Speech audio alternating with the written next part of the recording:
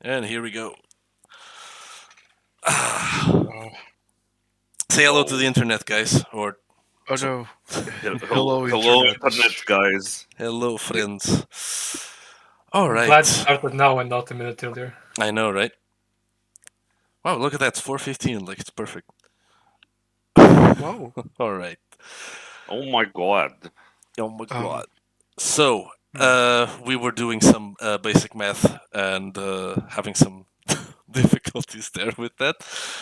But Yes, Lavinia did not take points in math. Oh, what, did you have to out me? Yeah, yeah, cool I down. know. We didn't have Very out. rude. We did. I was keeping it vague, and then all of a sudden, like, come on, man. No, I no. don't do basic math. Okay. I'm putting her on blast every Wow. time. Terrible. She only does Funny. advanced math. No math. Very, very advanced. She needed to add 9 to a number. Do not. Oh my god. Imagine. We got Moon in chat saying that we all know who it was, so everyone knows Lucy. Okay, They know I who need it to get in was. chat right now. No. no, don't get in chat. Focus. We are telling a story here, so Very important. Very important. Very serious story. yes, very serious story where there's no very serious, no clowning around. Like Never. We would never. we would never. I'm ready to clown. All right. So, welcome everyone to our Vampire the Masquerade Chronicles Prayers of Crimson. This is our fifth session titled Light Above. When last we left our coterie of vampires and human companion, say hi, Liam. Um, After awakening to a new night in Elysium, you were tasked by the Harpy of the Camarilla, Thomas Arturo, with a couple of assignments. First, to investigate a ghoul that is potentially linked to some Tsimisia rivals in the city of New York who might have been connected to the death of Harold Jenkins.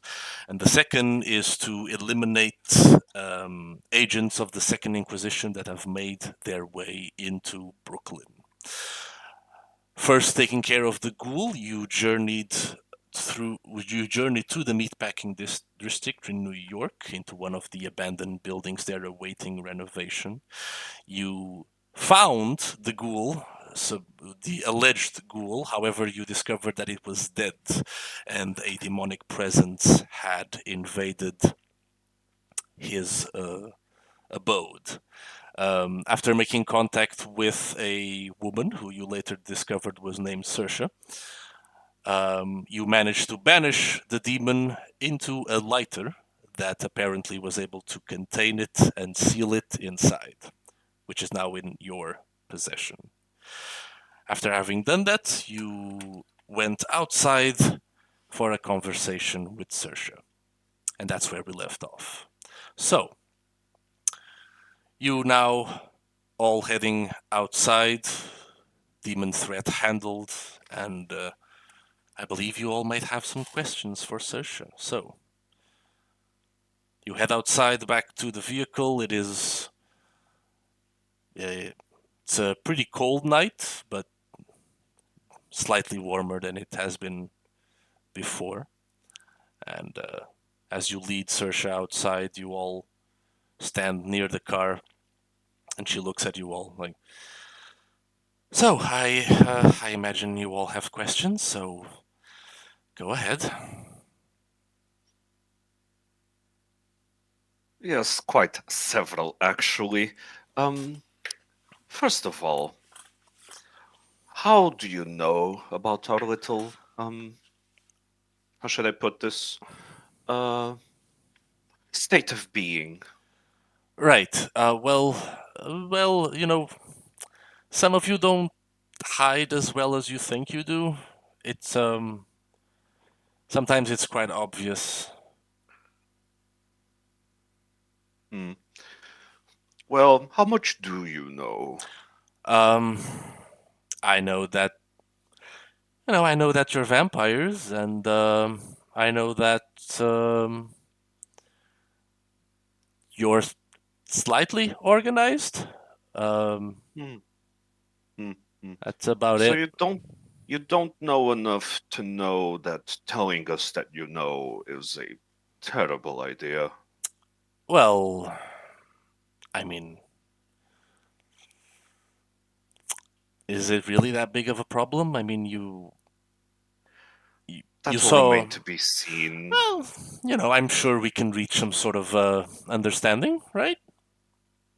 That doesn't involve you dead. Well, I'd probably need to speak to my supervisor. Really? That is assuming you can't help us out with our current predicament. Yes. Well, I am, as you saw back there. I'm quite resourceful, so Mhm. I'm sure we can reach. Sure we can reach an agreement where no supervisor needs to be contacted. Yeah.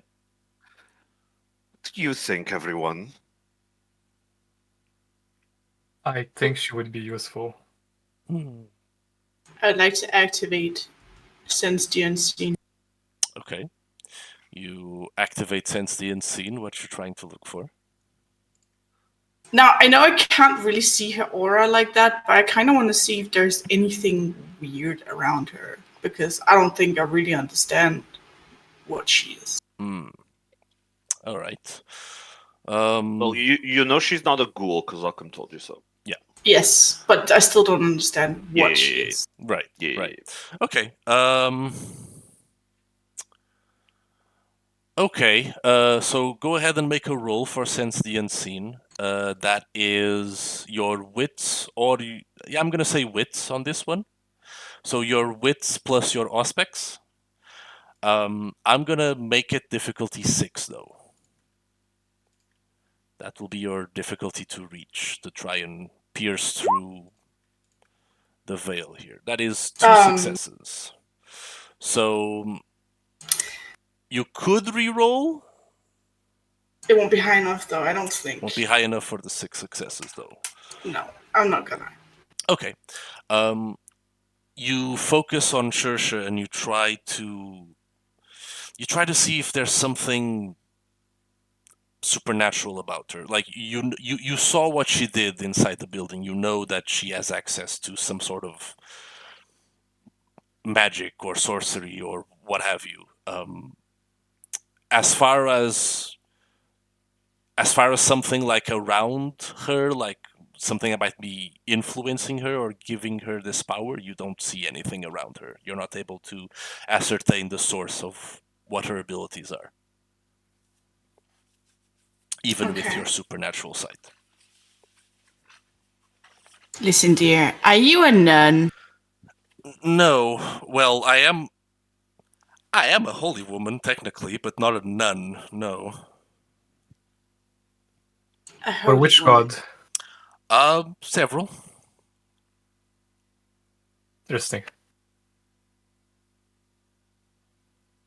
The Father, the Spirit, and the Son? No, more like Wotan and, spirits and some other cool beings that mostly involve horses. You're a druid, aren't you? Pretty much, I guess. The term doesn't mean a lot these days though.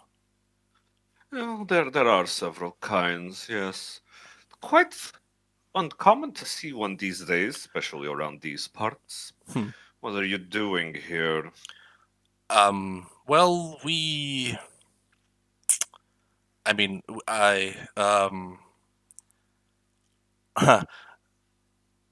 I don't know.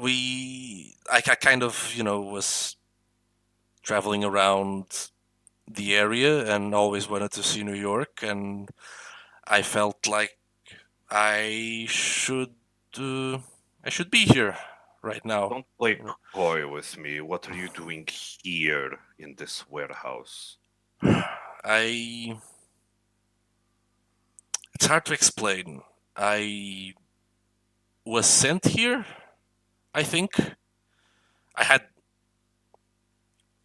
Sometimes I have like these dreams, right? And they don't really make sense at the time, but then after a while something just happens that makes it click, and I saw this building and I knew that there was something inside it. So when I was just walking around, I had to go and take a look.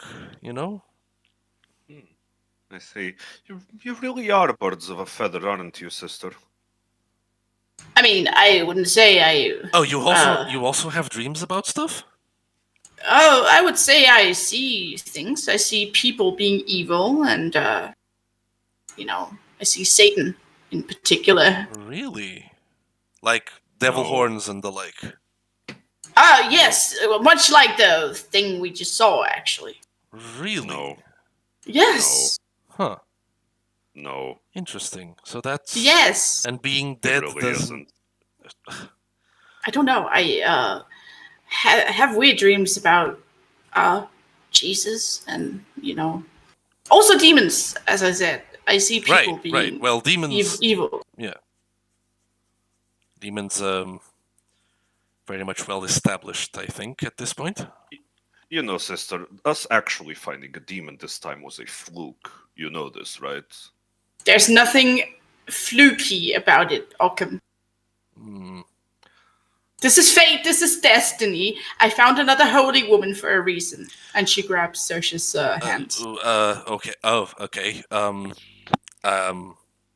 Right. I don't think we would be in the same sisterhood, though. But I appreciate the gesture. Yeah, I'm sure you wouldn't, because one of you is actually useful. Ooh. Yes. Which one? Shersha gently lets your hand go and takes a step back. Okay. Harsh. Oh, come now, Occam. She is very useful, okay? She's proven herself. So I think that makes us two. I'm well aware she's very useful. Says the guy who can't even look at a car without fucking sorry, Godfather. Without calling thunder down on it, okay? Listen, You're very useless yourself. Okay. those white things set me off. It is not my fault. I've told you this several times. Oh, so it could be demons then, Occam. Oh, screw your demons. Okay. Anyway, Open Father. So he is saying that- to me. a dream led you here. Is that what you're saying? Like as you and Lavinia are having like your little spat, like she looks towards Liam and she goes, "Is it always like this?"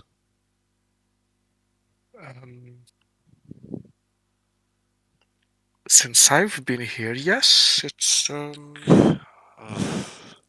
yeah. Lord Almighty. Okay. Right. Yeah. Yes. A dream. Yeah. It was a long time ago. Like what, half a year ago or something? And I saw this building. I saw the city, and I sensed something bad inside it. So I went in and found the dead guy and that thing. Wasn't expecting to find a demon in New York, though. I mean, it's not. They're everywhere. Well, you're not. No, not really. That's not. I mean, not in the sense we think, anyway.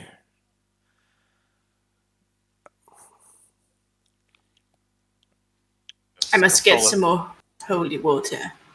Catholicism makes demons of us all, doesn't it? Anyway. Well, I'm glad you have self-awareness, Occam.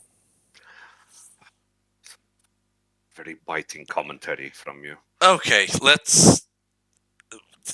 You are. Okay. Wow. So Yep. what do you? So what do you want? Like how? How can I smooth things over? We are vampire detectives and we have a case. That's very reductive, Mateo, but he's not wrong. So is the vehicle like? Does the vehicle have like a robot inside it as well, or is this like? No, no one gets that reference. Okay. Wow. No. And you're all supposed to be like what? Old? Okay, never mind. So old. Mm-hmm. I'll give you one guess as to who's older. I don't want to play that game. It's the nun. Anywho, It's the nun. It's the nun. No. It's your- Oh, really? I would. Who would have? I wouldn't have guessed. She hides it so well, doesn't she? Yeah. yes, and you are very bad at respecting your elders, Occam. Well, maybe elders should be a bit more deserving of respect. I'll remember to tell Thomas Arturo you said that. I'm sure he'll love this. Who's Thomas Arturo? Don't Okay, worry. My uncle. My you uncle. know what? Don't Do even. not- Don't. Yeah. Yes. He's the person you won't be hearing from if everything goes well this night. Yep. Figured. Just I don't. I don't need any more information than that. So okay. Like As to You the did- matter of our little corpse upstairs. yes. I mean, we. You did bring the body. Yes, I believe. All right. Did you, Victor? It Bring is the a body. car. Yeah. Good. I've been a little bit distracted. Right. So my suggestion would be to get rid of it. I'm assuming you can do that in some way. You do not need to worry about that. I have my uses for it. Right. We'll probably have a chat later if everything goes well. But please tell us, how did you make your way here tonight? I came from Central Park. That's where I've been staying. In Central Park. Well, it's the only place comfortable enough for me in the city. Like homeless. No, I've been kind of squatting one of the old maintenance buildings. So homeless. Homeless with extra steps. I mean, it's inside, Accent, Victor. and Storyteller? yeah. I'd like to figure out if we need to do something special with the body, like burning it or something. I have grave rituals as like a specification thing, specialization. To get rid of the ghoul, Like- because it's a ghoul. Well, it's more like because he's been possessed, or like he's like Okay. he's tarnished in a way. Like, you know what I mean? Right. Yeah. Sure. Let me see something here. Um.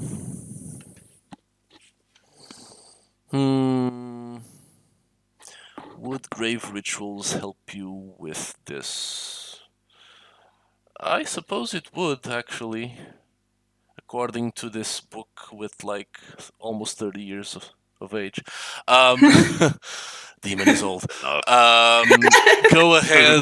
Go ahead and roll your intelligence plus occult. You may add your specialty to that roll. With a difficulty of 4, please. And it's blah blah. It's just one die, right? Yeah, specialty is just Extra? one die. Yeah. All right. What was the difficulty, sorry? 4. 3 successes. I am going to spin the willpower. Okay. Go ahead and you can re-roll 3 failed dice from the non-hunger pool.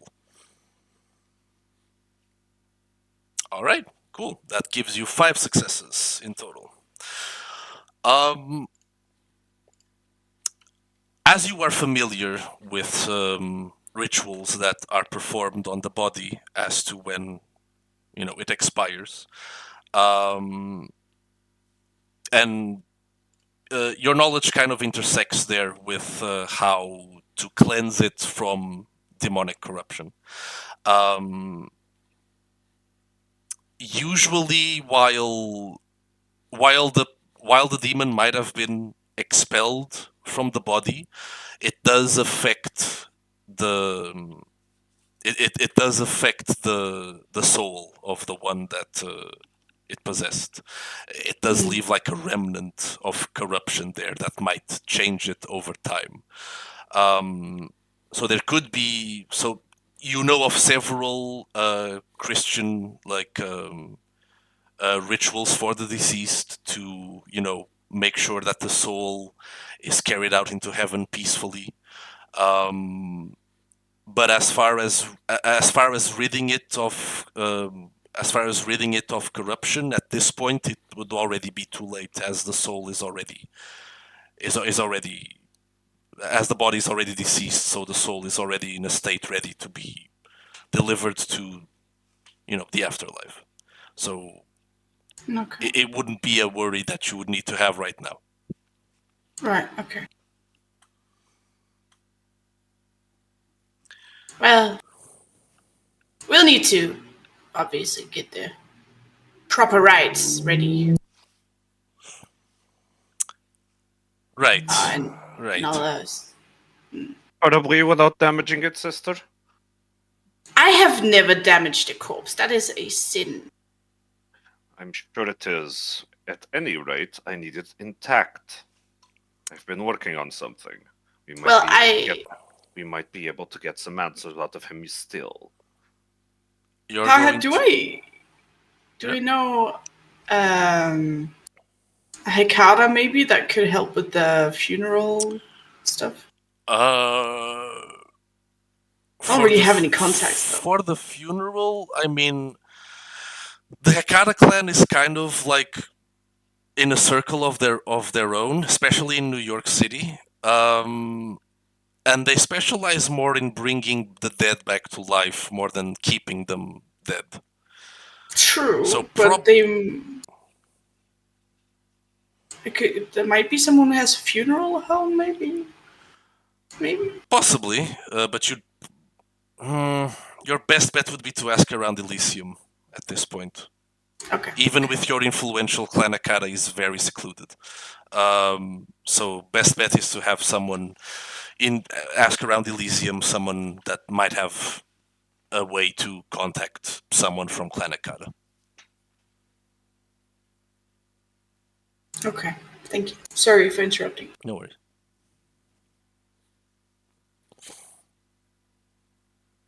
Anyway, could you walk us through what you saw when you got here? Okay. First of all, you said you can talk to the dead body? As you might imagine, you're not the only one that can perform rituals. I am savvy to quite a number of them right. myself. I'm very well aware of that. It's just. I'm sure you saw one of them. Did I? Oh, did the bolt of lightning not tip you off? Right. Yeah, but that's like I've seen people do similar things.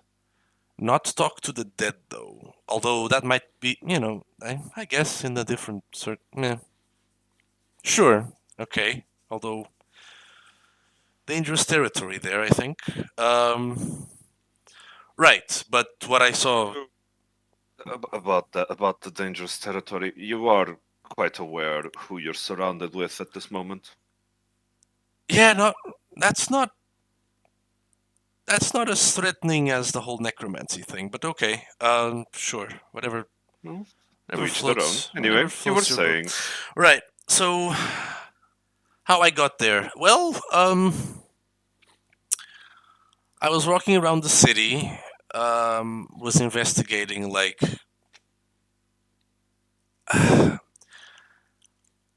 I was investigating a good place to like make like a little garden, for special little trees. It's not important. It's not. I don't think it's gonna happen in this city. It's way too busy. But like, I came here because it sounded like a good spot. There's no one around. It's all abandoned, and so. But I saw the building and I recognized it from my dream, so I went inside and there was this guy getting attacked by the Pishash demon thing, and he just, he saw me. He let him go, but he was already like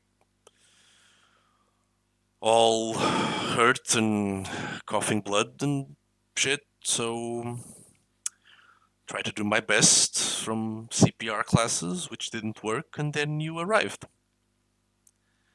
So that blundering buffoon let the Pashash out by himself. I don't know. Like it went into the lighter that he had, right? So One could easily assume it was already in there. right. Speaking of which, Victor, do you have some duct tape on you?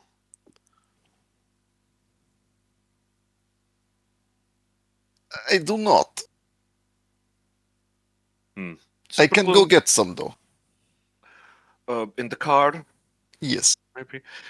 Get me some duct tape, please. We don't want to risk this little jiggy opening up anytime soon. Um, So, you so know, I was he don't. a keeper of the demon, or did someone planted on him? I don't know. Okay, how did you find this place? Like, do you know anything about the guy, or?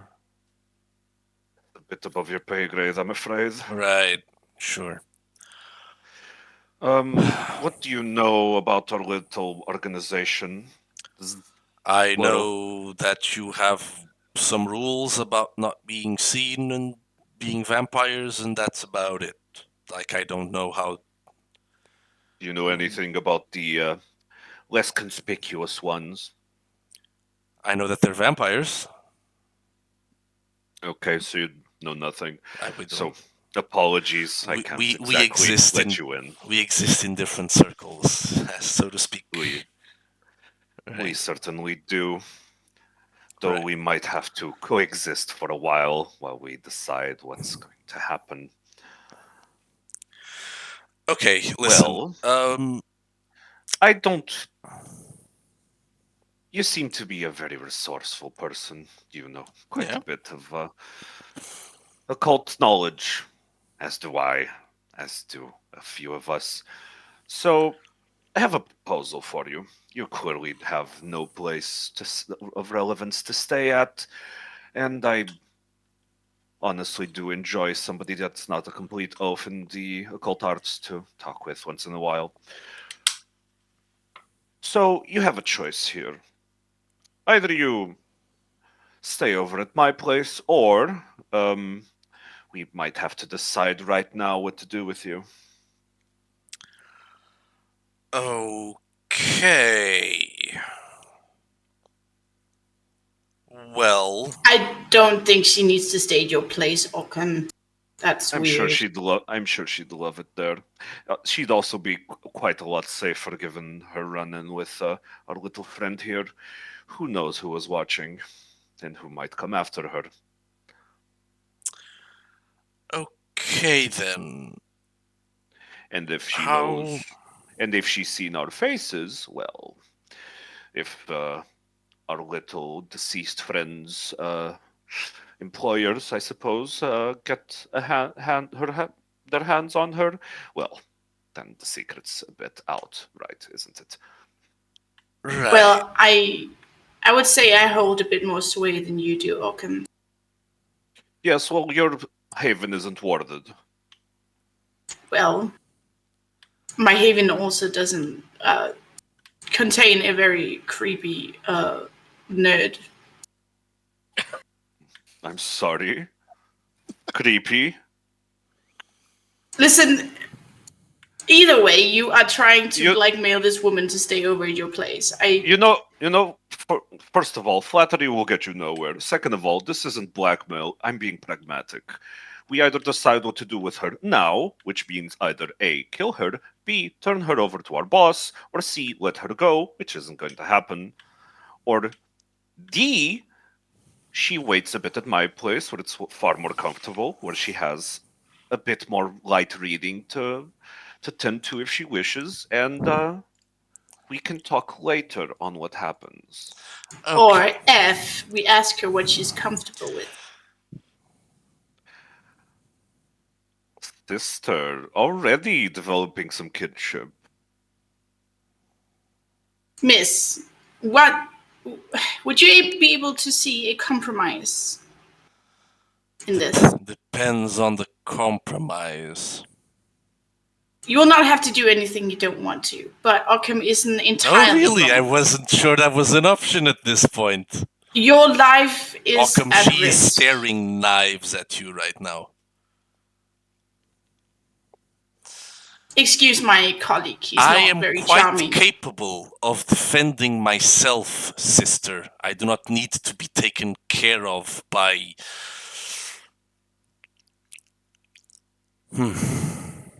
Okay, I see we've gotten off on the wrong foot. I am quite capable of taking care of myself.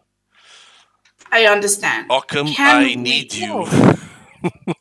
I need you to roll a resolve plus insight roll with difficulty 6. Oh no! Oh boy. Resolve plus insight. Give me a second. I forgot where insight was. Where is insight? Oh, here it is. Resolve. 6. Nope, not 63. Ooh. Why do you do Oh this no. to me, Howard? Oh, Because no. you're at 4 hunger. Oh my god. It's not me. You're at 4 hunger. Well, I didn't want to eat her butt. Did you want to Oh eat her my though? God. okay. Again. You, as she's glancing at you, you feel something strange in your head. A pounding headache starts to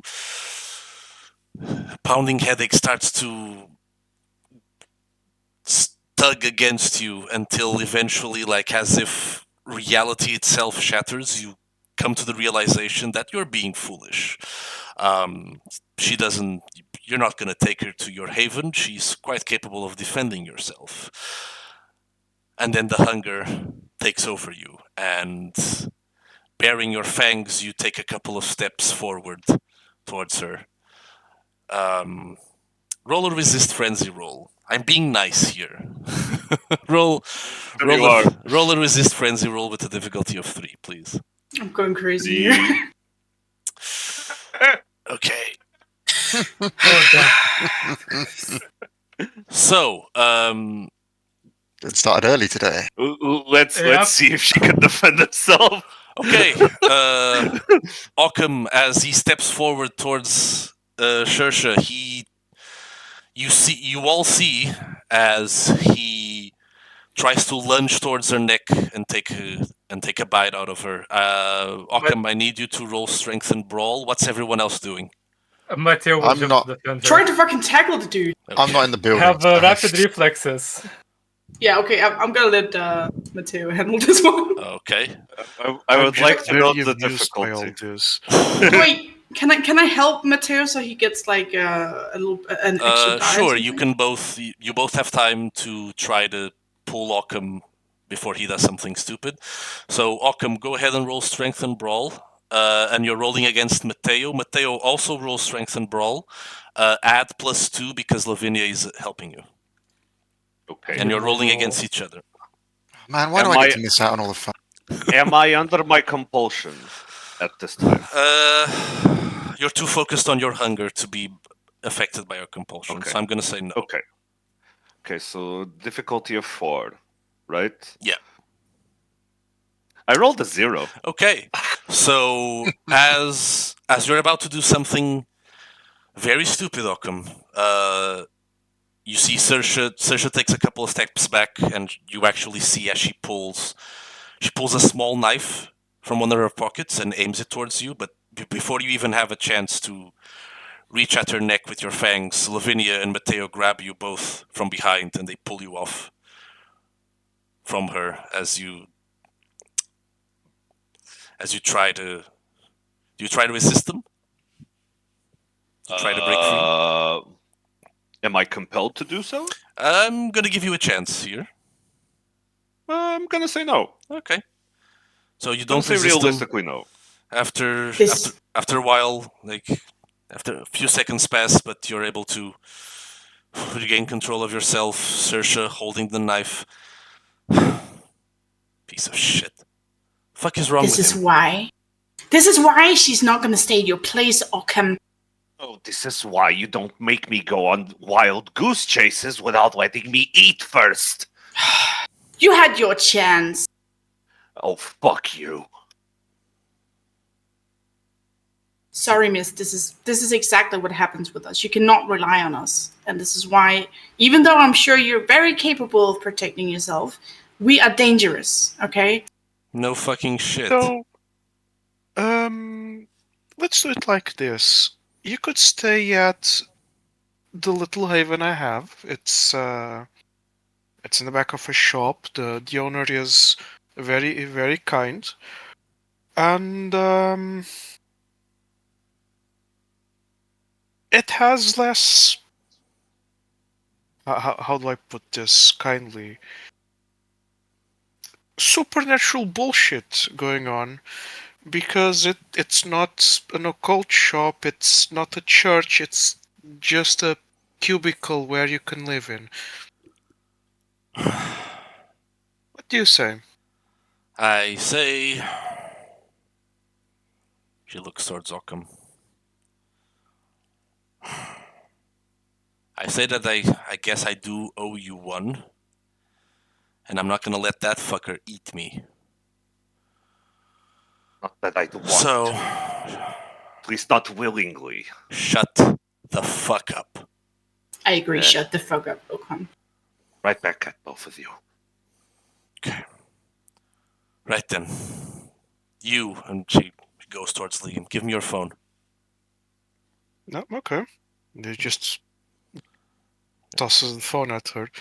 I'm giving you my number. Send me the address of that place, and if you need me, I'll be over there. And, you get one favor. One. And then we're done. Okay? Thank you. Miss Circe, I would also like a favor, but I do have ways to reward you. If you need my help with something, we can talk about it then. Alright. But as for what happened here, you can call me, I'll do whatever, and then we're done. Anything else? We talk compensation, okay? Yes, that is fair. Thank you very much. This will not happen again. And she shoots Occam a very stern gaze. It might happen again. She looks towards Occam as well, like, I better not fucking see you come knocking. You understand? Boss. I'm getting the fuck out of here. As Victor walks back in, I have the duct tape. What's going on? Why everyone look mad? I'm leaving. So, see ya. Whatever. Fucking Just let her. weird. Fucking weirdos. Before you leave, I'm required to tell you this. She turns back. Yeah? As much as you do not know about us, many people do. There is something we call the Masquerade. By context, you probably know what this is. Uh-huh. It's kind of It- easy to guess. It is in both our interests for us to keep it. Right. Don't worry. Anyone asks, I'll just tell them that you're very functional human beings. Incredibly. Nah. She gives you the middle finger and she walks off. Occam just chuckles to himself. Lavinia, let's go. when she's Yep. gone. All right. Right, I think it's time to go get a snack. I am going to go eat, and then we are going to talk to a corpse. Yes, sure. All right. I'll So, meet you. I'll meet you somewhere. okay. So, are we splitting up right now? Occam's gonna call his cabbie. Okay. You call your cabbie. The rest of you, what are you doing? Where are we right now in the city? You Like- are. All of you right now are in the meatpacking district in New York City. That is, in the island proper in Manhattan. Yeah. There's no graveyard close by, is there? You'd probably have to drive away for a bit to. Let me check my special New York map here that I have. So, Manhattan. Okay, so you are currently in the meatpacking district, which is close by to the West Village and Greenwich. So if you could probably, if you travel for a while up north into the island, into Chelsea, there's probably the cemetery there that you can take a Yes. visit to see what you might find. Yeah, is there like a chapel or like a hospital or something anywhere nearby? Like this closer? I'm guessing not. A hospital, I'm sure you can find one closer. As far as like a chapel, like plenty of chapels around. Depends on what you'd prefer or what you're hunting for. Grieving humans. Grieving humans. You could probably find a chapel with someone there at this time if they have weird hours like you. I'd say that's probably a best bet. Okay, I think Lavinia will like to go there while Occam goes to get something to eat. Okay. Are you all separating right now? What's happening with everyone else? Victor, Liam, Mateo, like what are you all doing? Not sure yet. We're talking to a corpse, right? That is That's currently in my car, right? yes. Occam's gonna have a drink first. He's gonna go out on a hunt, and then afterwards he's going to try to converse with the corpse. That was So, what he. have we arranged That's what he on told where you, we're going to but- be doing this? No, Occam's very upset, and he just told you he'll meet you somewhere.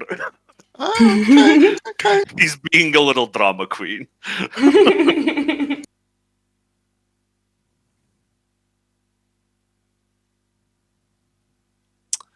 All right. So Lavinia, how are you all? How are you all getting to wherever you guys want to go? Like, are you walking, Lavinia? Like, what's the plan here now for travel? How far away would you say approximately? Like, would it be possible to walk there and back, or would I need a cab or something? It'd probably take a little bit, but you could walk there and back in like, I'd say 30 minutes getting there, 30 minutes getting back, like an hour total of the night. Don't know if we have the time for that. I she'll probably call Jesus and ask if he's in the area, and if he's not, she'll call an Uber or something. Okay, very well. That would be on your. Do you have a personal phone or just a Camarilla phone? You do have a personal one. She Right? doesn't have a personal one. Yeah, then you can't call an Uber. Like, that's a no-no. Oh, true. That's a no-no on the Camarilla phones. No. Okay. I have a car, right? Yeah, but I thought you were staying behind. I mean, I've got nothing to stay behind for, but I don't know where we meet. But we've all got phones, so whatever. Oh, okay, so Lavinia will probably ask Victor if he can give her a ride to the nearest chapel. All right. You give directions, I take you. Yes, that sounds good, my friend. All right. And Mateo and Liam, what are you doing? Do you accompany Lavinia or? I think if possible, I'll try to accompany Occam. Okay.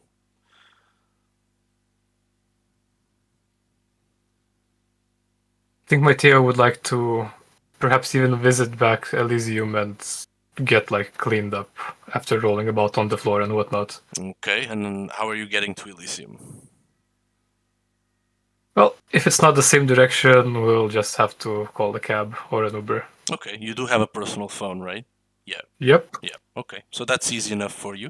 Okay. So, Occam, you do see that Yes. Liam does express that he wants to accompany you on your hunt. Really? Well, he'll. What is Liam wearing? What are you wearing, Liam?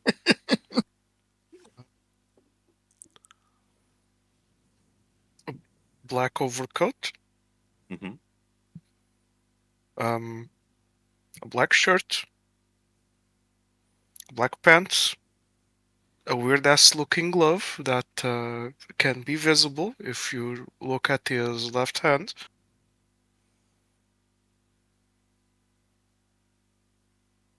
Oh my god, he's literally dressed like Wesker. Holy shit. Holy fucking shit. Okay. No, fair. Are you wearing sunglasses at night time? Please, no. And Yes, please. not yet, at least. My Not vision yet, is at augmented. least. But someday my vision will be augmented, so Oh I my can f- see through sunglasses, Oh my fucking like I god. didn't have them during the night. JC, is that you? Oh my god. Okay. I was about to say you'd stick out like a sore thumb, but you're actually quite sensible today for where we're going. I'm not sure it's to your liking, but I don't really know that much about you, so why don't we figure out together? And Yeah. Occam calls his cabbie. Okay. Um, for the sake of brevity here, Lavinia goes with Victor to the nearest chapel-like place where they might be able to find someone suitable for them. Mateo goes back to Elysium, and Liam accompanies Occam on a hunt. So let's start with Mateo. You call an Uber, and you get back to Elysium. As you get there, everyone's Elysium's a lot more lively at this time of night. It seems that more kindred are out and about now. You know, being social with each other and burning time as the quarantine is in effect. What would you like as you're here? You mentioned you'd want to you want a change of clothes and take care of yourself. Do they have some kind of cleaning service? I mean, I'm sure that can be provided for you. Yes, if you'd like. He'd like to pick up a drink at the bar to get little less hungry Okay. since he's there. As you get to the bar, you see the usual bartender isn't there. Instead, you see the scourge Anna once again, making a little spectacle as she's serving like her special little alcoholic drinks to whoever asks. Go to her while still looking like a mess, probably.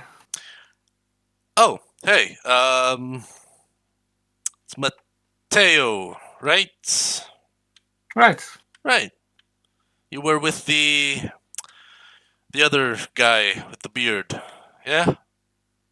I was. Cool. I don't know how you made them, but your drinks Oh, work? that's a family secret. She gives you a wink. I'll have one today. Sure. Any preference or? Make it light. There's still work to do. All right. Sure. She grabs some she grabs a glass from under the bar. She starts mixing the drinks. She makes quite a show of it. Just tosses one of the bottles in the air and grabs it, puts it on a mixer and shakes it, and she gives you like a little tiny, little small glass. On a little small glass, she gives you like a what seems to be like a pinkish colored martini. Ooh. Sip it slowly. Tastes quite nice, and you can feel the blood in it actually, and it's quite a nice and satisfying flavor. I needed something like this. Fizzies in your mouth and everything, like it's quite tasty. As leaves a good aftertaste as well. All right. How much hunger do you currently have, Mateo? You have 2 hunger, so you can reduce your hunger by 1. We'll do that. As you're drinking your little martini, Anna, as she has a moment without serving anyone, she leans towards you and like, so how's your other friend? The one with the glasses. The one with the glasses. Yeah, how's he been? Up to his shenanigans. Really? What kind of shenanigans are you talking about? Does he give you trouble or something? No, he's actually quite easy to handle. Oh, really? Interesting. Well, blessedly so. So, but he gives you trouble often then, is that it? Or,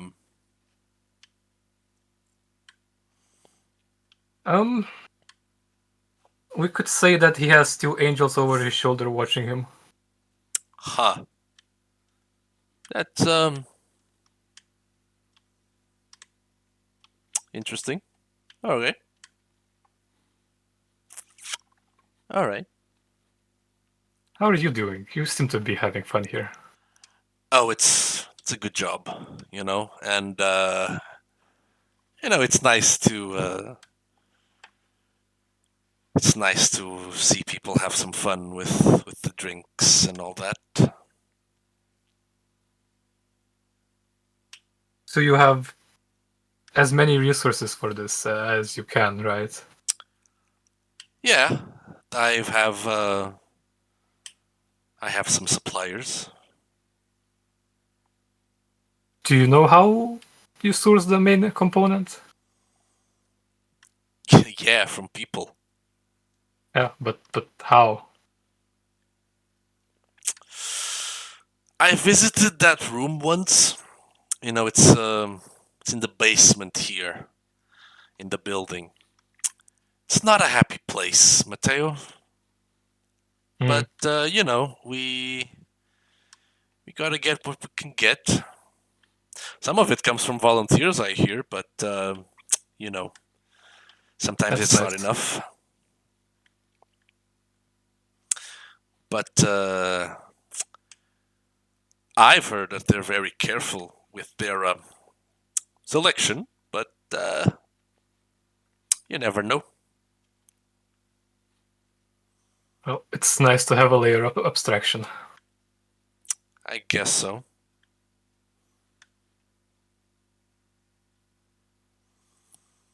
No, I really shouldn't ask him that. Ask what? No, nothing. I'm just talking to myself. Don't worry about it. And she, Sure. as other people arrive at the bar, she starts, paying less attention to you and starts working on getting drinks for everyone else as well.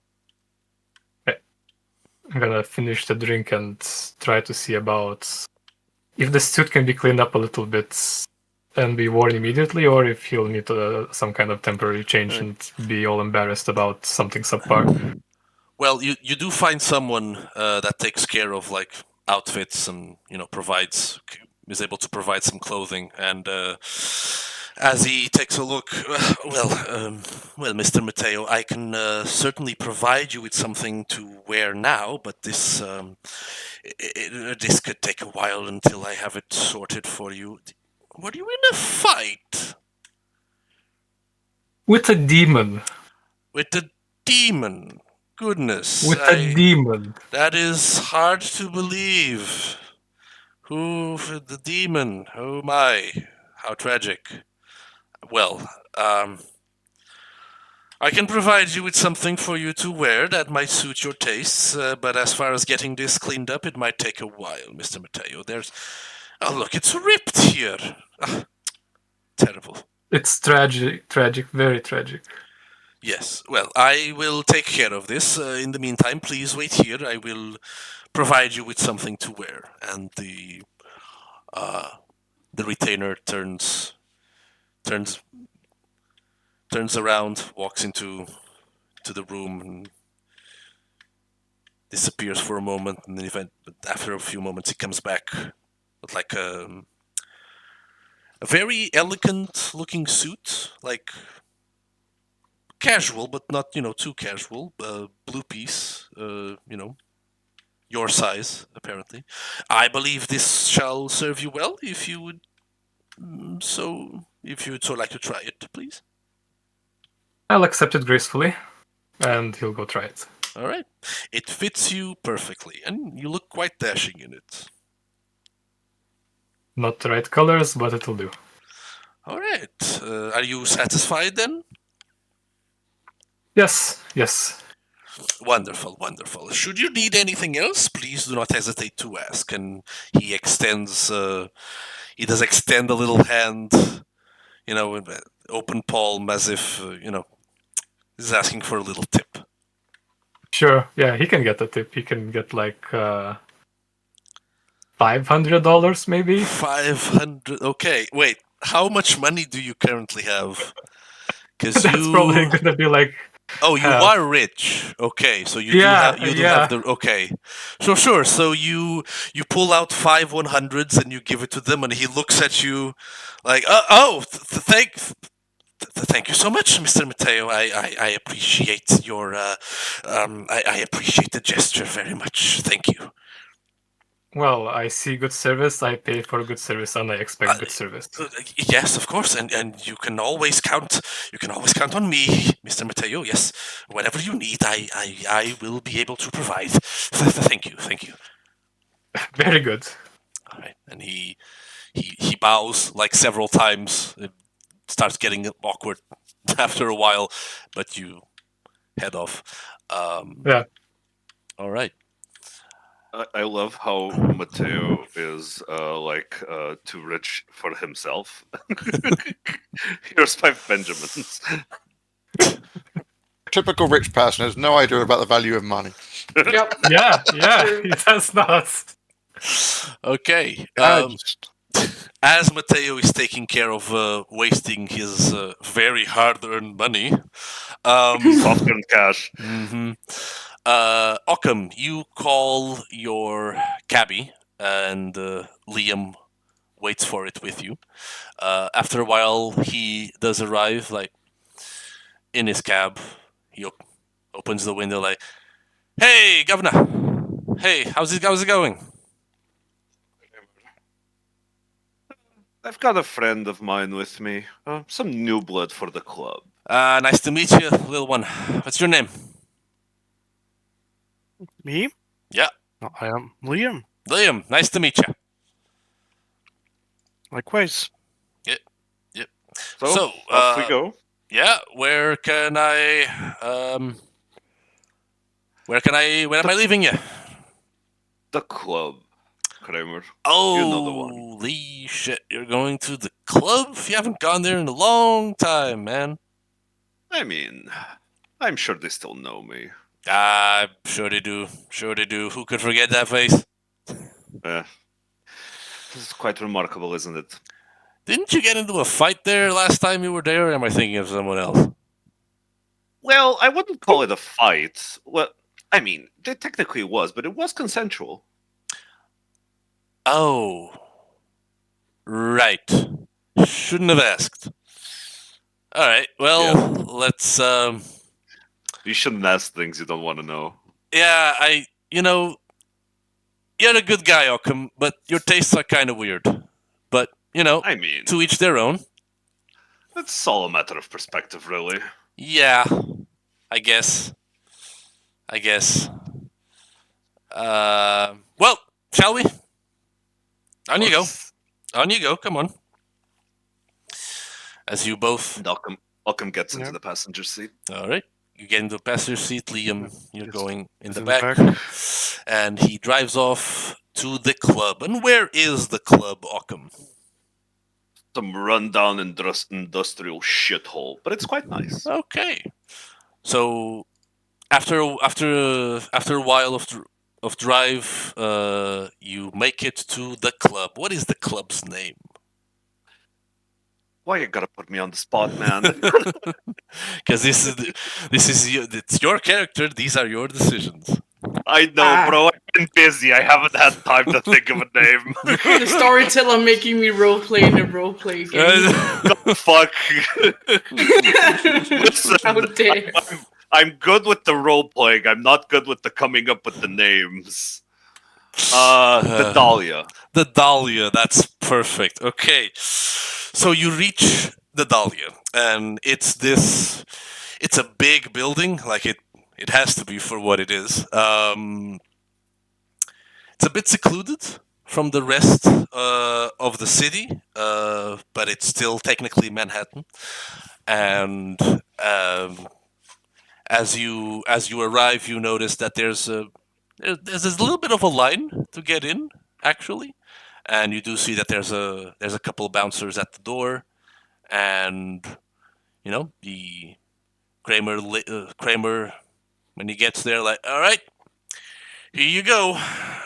That's the club. Thank you, my friend. And Occam slips him 100. Oh, thanks, man. That'll help. Thank you. I know it will. Well, And he gets out of the cab. you have fun, or whatever it is that happens over there. Oh, I will. Don't you worry. Okay, then. Bye. Bye. He drives off. Mis- Now, Shall we, Liam. Mr. Liam? Now, Liam, from the outside, it's a very normal looking club. You hear you hear the beat of the music from the outside. It's a very nondescript building. There's only the sign that says the Dahlia, but from the outside, pretty normal looking club. You've seen these around town.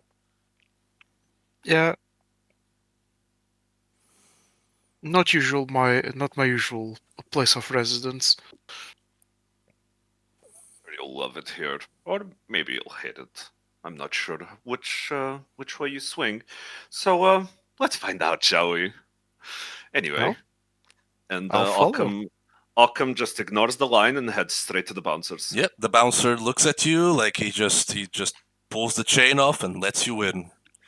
As Liam approaches, though, like, hey, Occam, is he with you?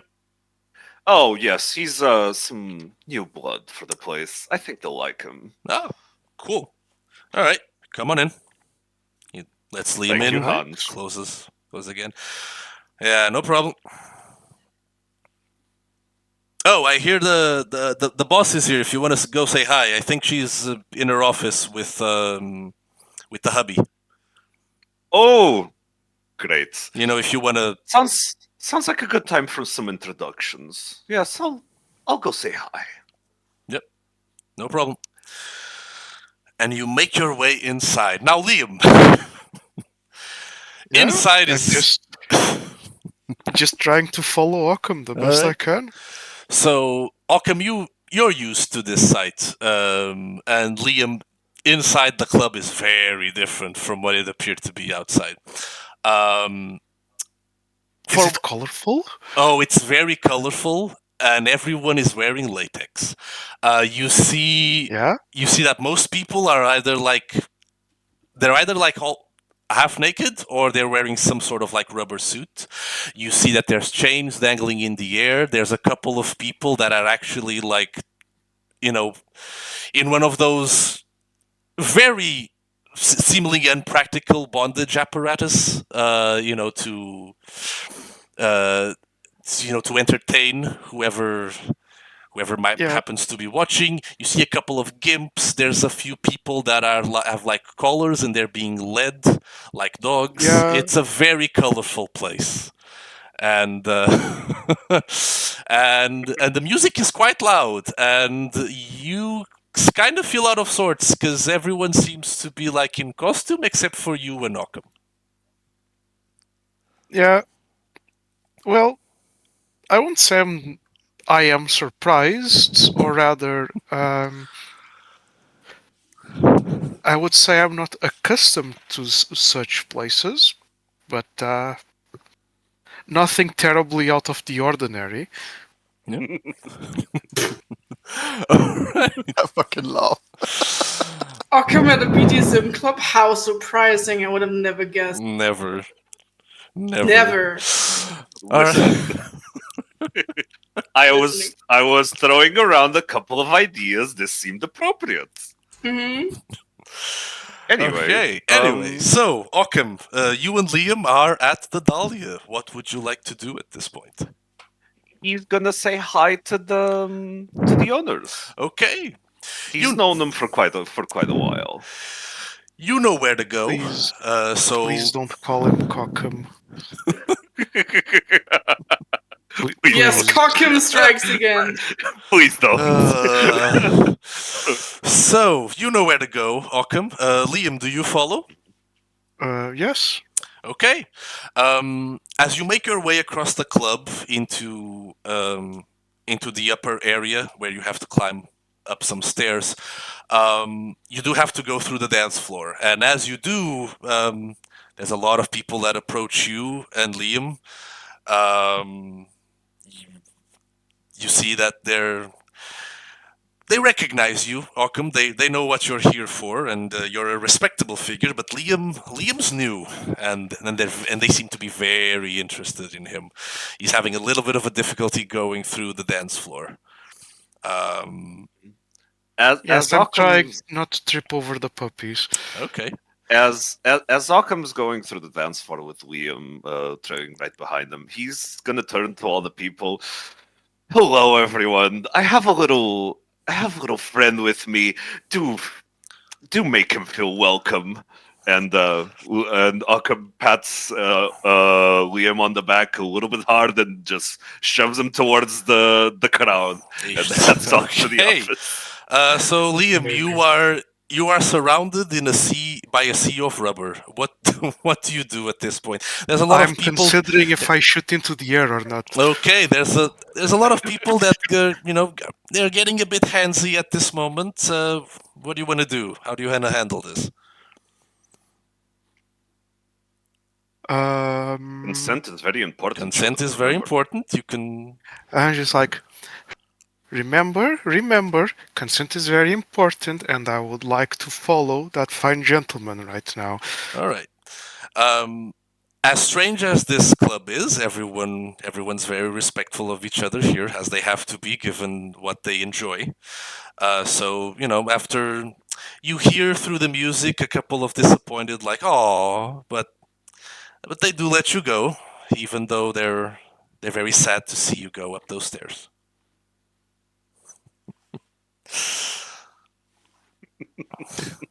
And eventually you do make your way upstairs, and you do catch up with Occam, who's just having a blast watching you, like watching you from the stairs. Have fun, not your speed. I can't say I didn't foresee you doing something like this. Well, I am quite predictable sometimes. Anyway, would you like to meet the owners? They're quite nice folks. Well, shall we? Of course. All Come right. on. So you make your way up. Eventually, you reach the administrative area where the manager's office is, and you know where to go. You make your way to the door, and do you knock or do you just enter? Oh, he knocks. Okay. He's polite with them. You knock, and like you hear a familiar voice calling out, "Come in!" The I'm going to insult a whole new people today, just like we did last time. It's gonna be great.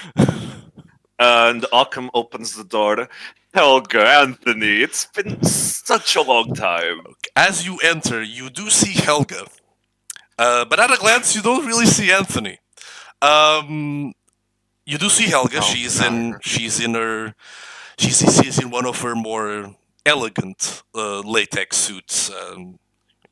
It's unbuttoned, so so quite revealing in the cleavage area. It's quite tight around her. She has her hair done in like a ponytail. And you take a glance at her, and you don't, and take a glance at the room, and you don't see Anthony until you realize what she's sitting on. Having fun, I see. Is this yes, a good it is. time? Oh, certainly, he doesn't mind. He would have said something if he did. Come in, come in. Of course. And Occam goes in for a hug. All right, and she doesn't get up, but she does hug you back. So how's it been lately? A lot of movement, I see. Oh, we've been extremely busy. You have no idea. It has.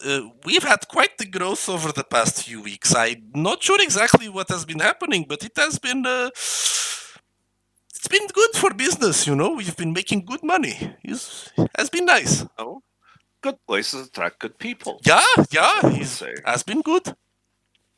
Nice, good. Quite good to know. I'm gonna try to swing by a bit more. Oh, the please next do. couple of days. Everyone here loves you, and we owe a lot. We owe a lot to you. We wouldn't have had this kind of movement if you weren't here before. Oh, please.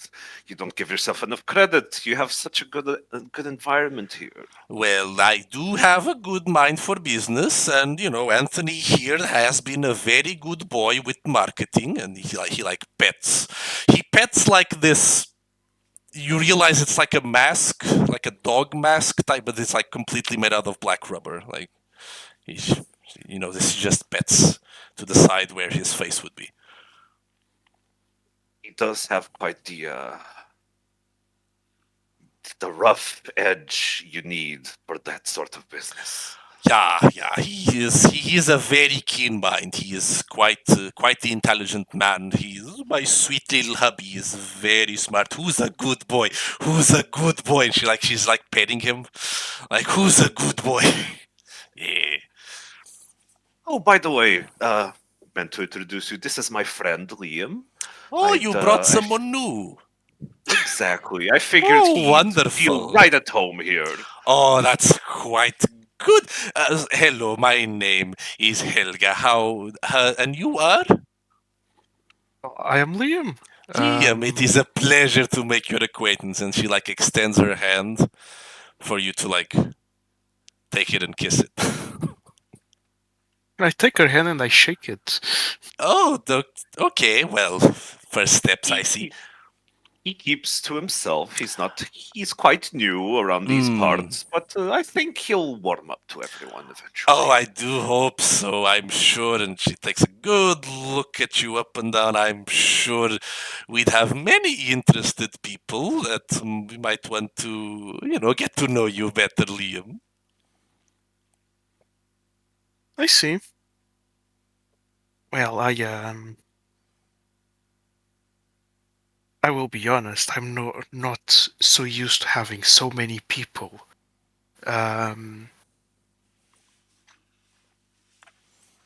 Even pay attention to me, let alone pay attention to me, if you will. Yes. So it's an interesting experience.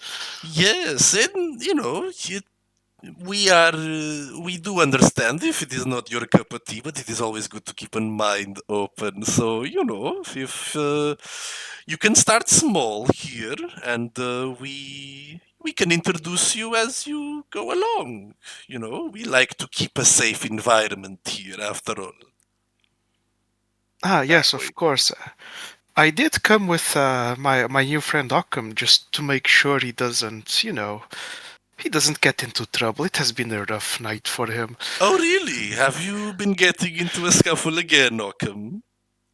Well, I have been known to make my presence known wherever I go, and sometimes people Yeah. don't exactly agree with that. You know how it is. Yes, no trouble with the police, I hope. That would be Oh God, very no. serious. Not yet, at least. Ah, good, good. But do keep it that way, please. We have to maintain a certain level of clientele here. Oh, of course, certainly not here. Yeah, yeah. It Certainly, this. would be disastrous if you would end up in the slammer. Is that what they say, slammer? Well, in a matter of speaking, Right. yes. Yeah, that is good. That is good. Yeah. Though you could argue that you do have a lot of slamming going on here, but Well, it's still, a different kind of slamming, you naughty little boy. you know me. Oh, do you want to change places with Anthony here? No, not No. today. Maybe Oh, next that's a time. I shame. really do need to It's been introduce quite Liam a to while, everyone. Lockham. Please, you must come visit for a session or two. Oh, I will. Don't you worry. Oh, wonderful, You wonderful. you do know what I like. Wunderbar, wunderbar, my friend. Anyway, I'll leave you two to it. See Certainly. you next time. Please enjoy your time here, and I will see you some other time. Goodbye. Say goodbye, Anthony. Like, just he says bye. Ta-ta now. Please close the door on your way out. Of course. It's going to of get course. loud in here. And Occam Amazing. puts his hand around Liam's shoulders and leads him out the door. Okay. As you head out the door back into the club, the music is loud, the people are enjoying themselves. Everyone's having a good time here. So, what would you like to do? As Occam heads down the stairs with Liam, he just turns to him. So, make yourself at home. Grab a drink. This might seem weird, but these are surprisingly good people. Oh, I, I'm well aware. so enjoy your newfound visibility. Um, I'm sure many of them would love to get their and Occam looks him up and down, hands on you. So feel free to do that, but we do have some stuff to do still tonight, and I'll grab something to drink. See you in a bit. And Occam heads out into the dance floor to Okay. find somebody that would be interested in going into one of the rooms with him. Okay. Liam, you are left alone as Occam leaves into the dance floor. What do you do? Um,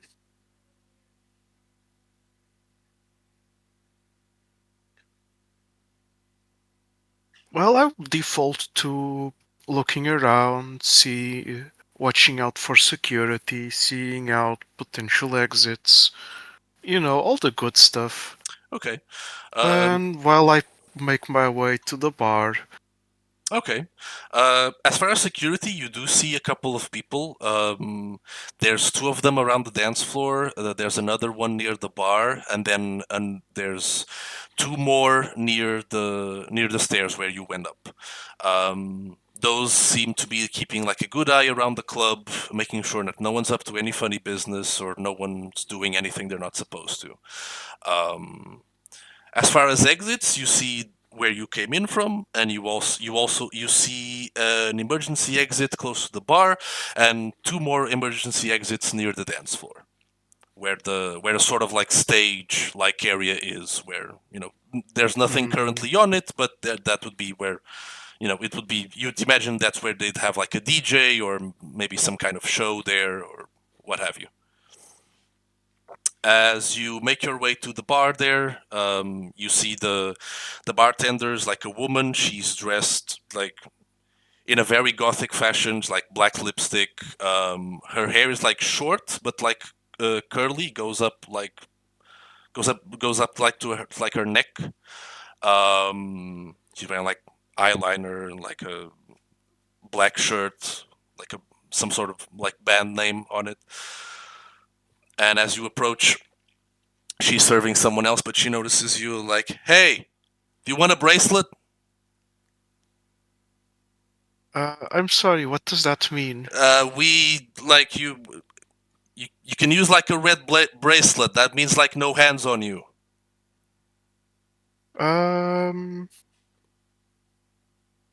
yes, that would be desirable. All right, sure. She like pulls like one of those like you know the kind you'd flash at like a concert to head back inside, and she like put this on you. It's like this vibrant red color.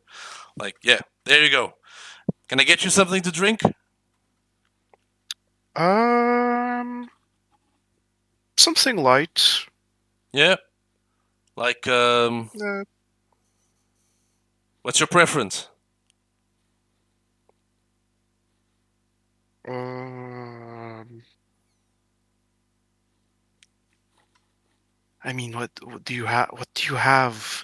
I mean, anything that you want. We have a lot. We have like whiskey. There's vodka. There's rum. We can make you like a Cuba Libre or something. I don't know. Take your pick, man. It's a bar. Sure. Serve me a Cuba Libre as you. Cuba Libre coming up. And Yeah, sure. she starts serving you the drink. Occam, you head to the dance floor. It is loud. People are having a good time. Everyone around the dance floor is like, they, many do recognize you, and they kind of form a circle around you for a while. Everyone's having a good time here. What do you want to do? See if anybody takes my fancy. Okay, what are you looking for? Any one of the more you know what I'm looking for. Something to my tastes. What are your tastes? A bit more produced, a bit more well dressed. Okay. Lots of makeup. Somebody that's there to show off. Okay. You And do somebody that's interested, preferably. All right. He's not in the mood to sweet talk somebody for the rest of the night. Yeah. Okay. You do see like some potential candidates. You see like you see a man like in full on goth outfit, a little bit of latex there to mix it up with. You do also see a woman, you know, heavy goth makeup on. She actually has like the whole like ghost type thing going on, face paint going on, and very very well dressed. A couple of chains all around her skirt and on her jacket as well. I think he's gonna go for whoever seems the most interested in them. Okay. Like, whoever he'd have to convince less.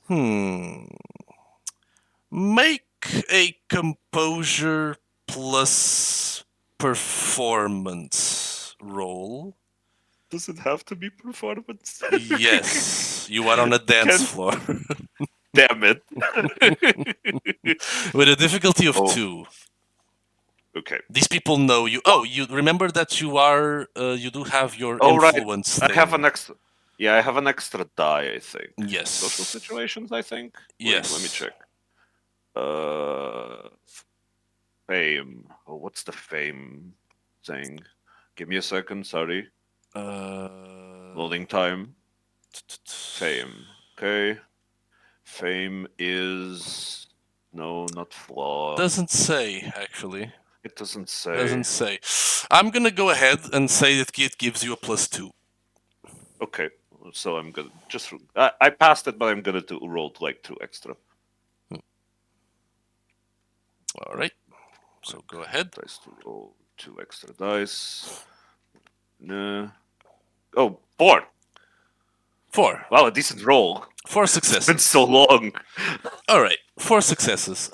You spend a good like 10 minutes like feeling the vibe around the dance floor, and you know, both of them seem to be very happy to see you here again. You do get a sense that the woman might be a bit more interested in what you have to offer tonight.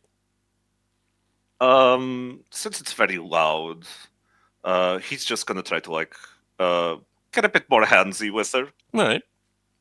You don't see maybe any bracelet on her, so Yeah, so okay. far so good. She hasn't said anything. He's gonna point to her, to himself, and to one of the back rooms. All right. She gives you a good look, like she nods her head like, "Yeah, sure." And off they go. And off you go. Okay. So you get to one of the back rooms. What would one usually find in the back room of such a place, Sockham? It's toys, you know. All the stuff. Okay. all that kind of stuff. I'm All gonna that. spare everybody the details. Okay, yeah. So I imagine that you have a wonderful time, and you end up feeding. Yes. Okay. And Very scene. well. Very well. So as we fade to Black Occam, how much are you feeding? Like as much as I can without like killing her. Like I want the person to have a good time, but I need fucking food, man. Okay, so you are at hunger 4. You can't be at hunger Yes. 0 unless you kill her, and you don't want to Of do course. that. Okay. No, now, that's bad. you can take away 3 hunger from a human, but there might be consequences to this, so it's up to you. Do you want to take 2 hunger or 3 hunger? So 3 would like what, knock her out? It wouldn't knock her out, but it would leave her in a weaker state of being. Like nothing like permanent, right? Nothing permanent, no. Would she be able to like walk out by herself? Yes, it would be akin for her to be slightly drunk. Well, not slightly, like medium drunk, Okay.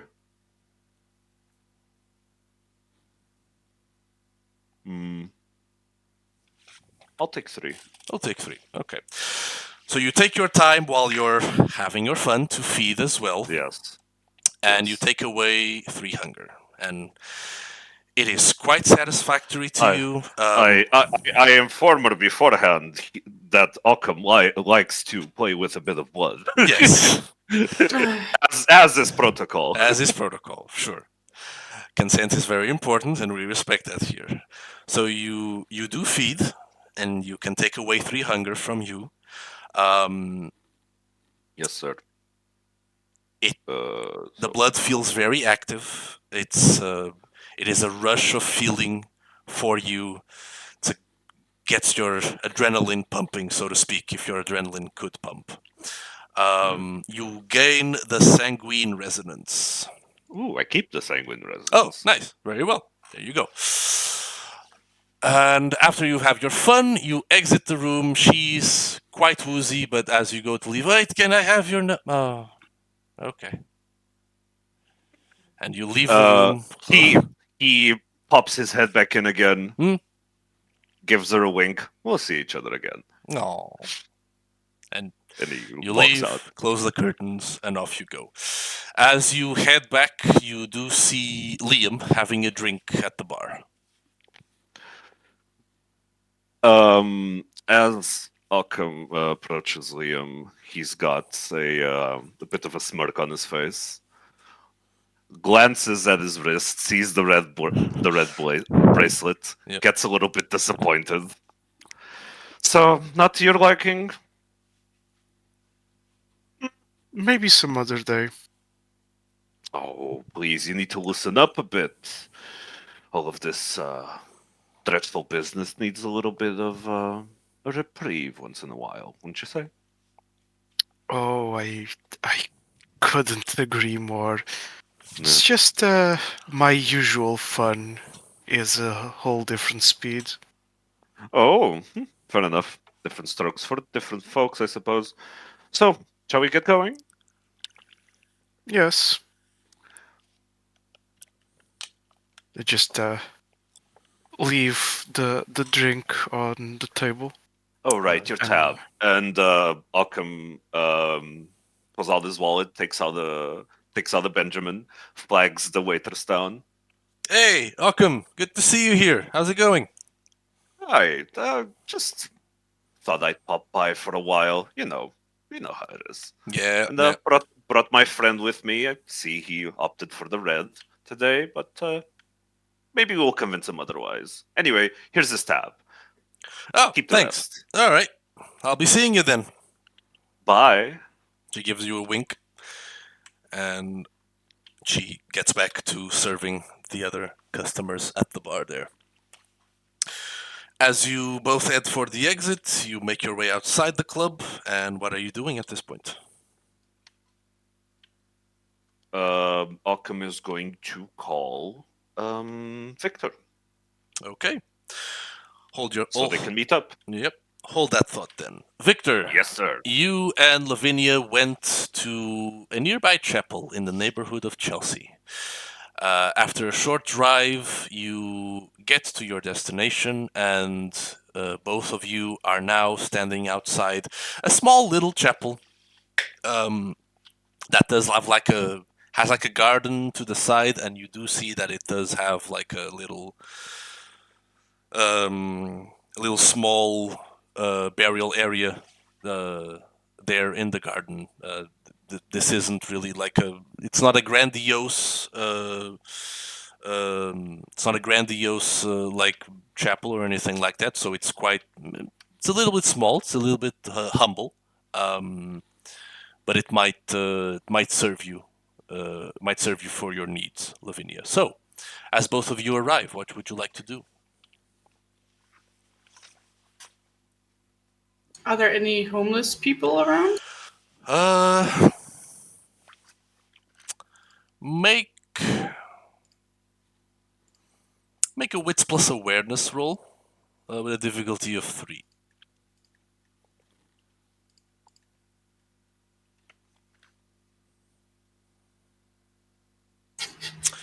One success. Well, no one that you can see. Okay, well, as she walks into the chapel, she takes out like $5 because Okay. it's what she's got currently, and she's gonna stuff it in the donation chest thing. Okay. Victor, are you accompanying her to the chapel?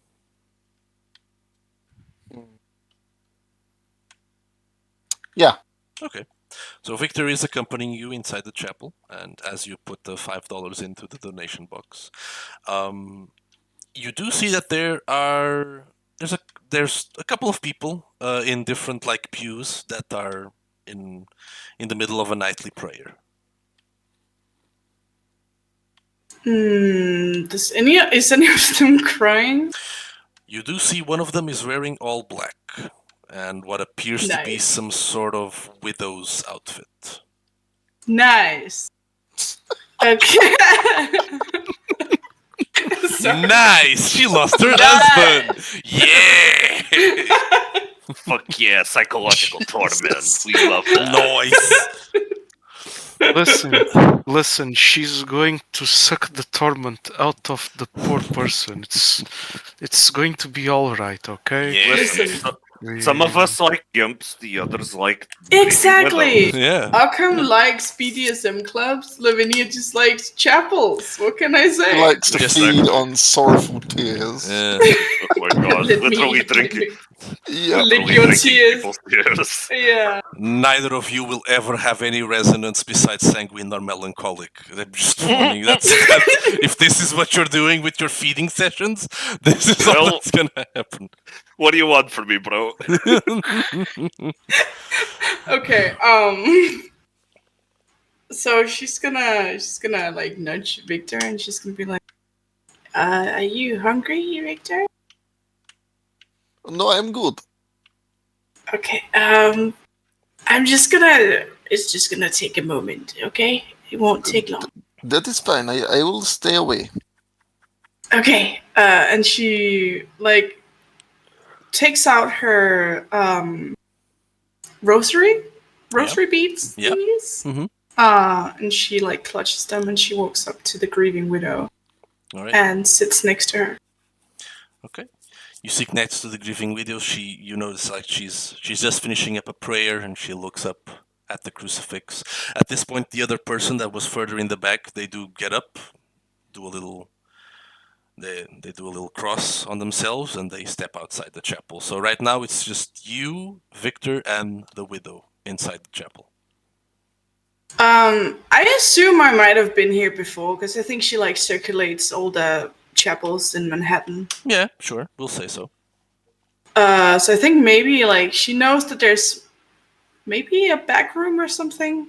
Well, for even for a small chapel, there would be another. broom closet. There would be Oh, there would be either a broom closet or some sort of small office where the priest would have a little space for him to use. So there would be another room for sure.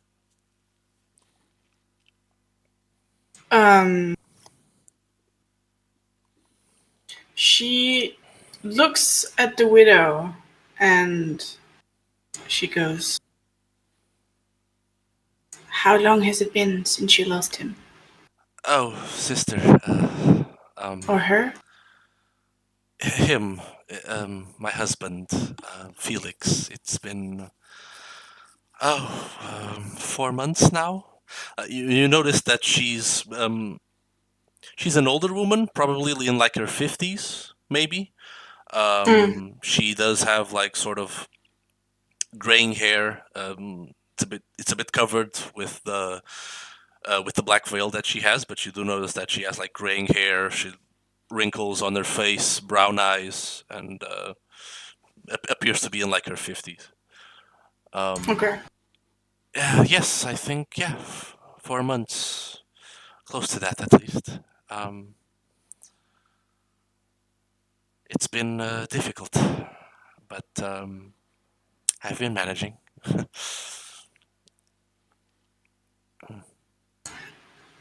Would you like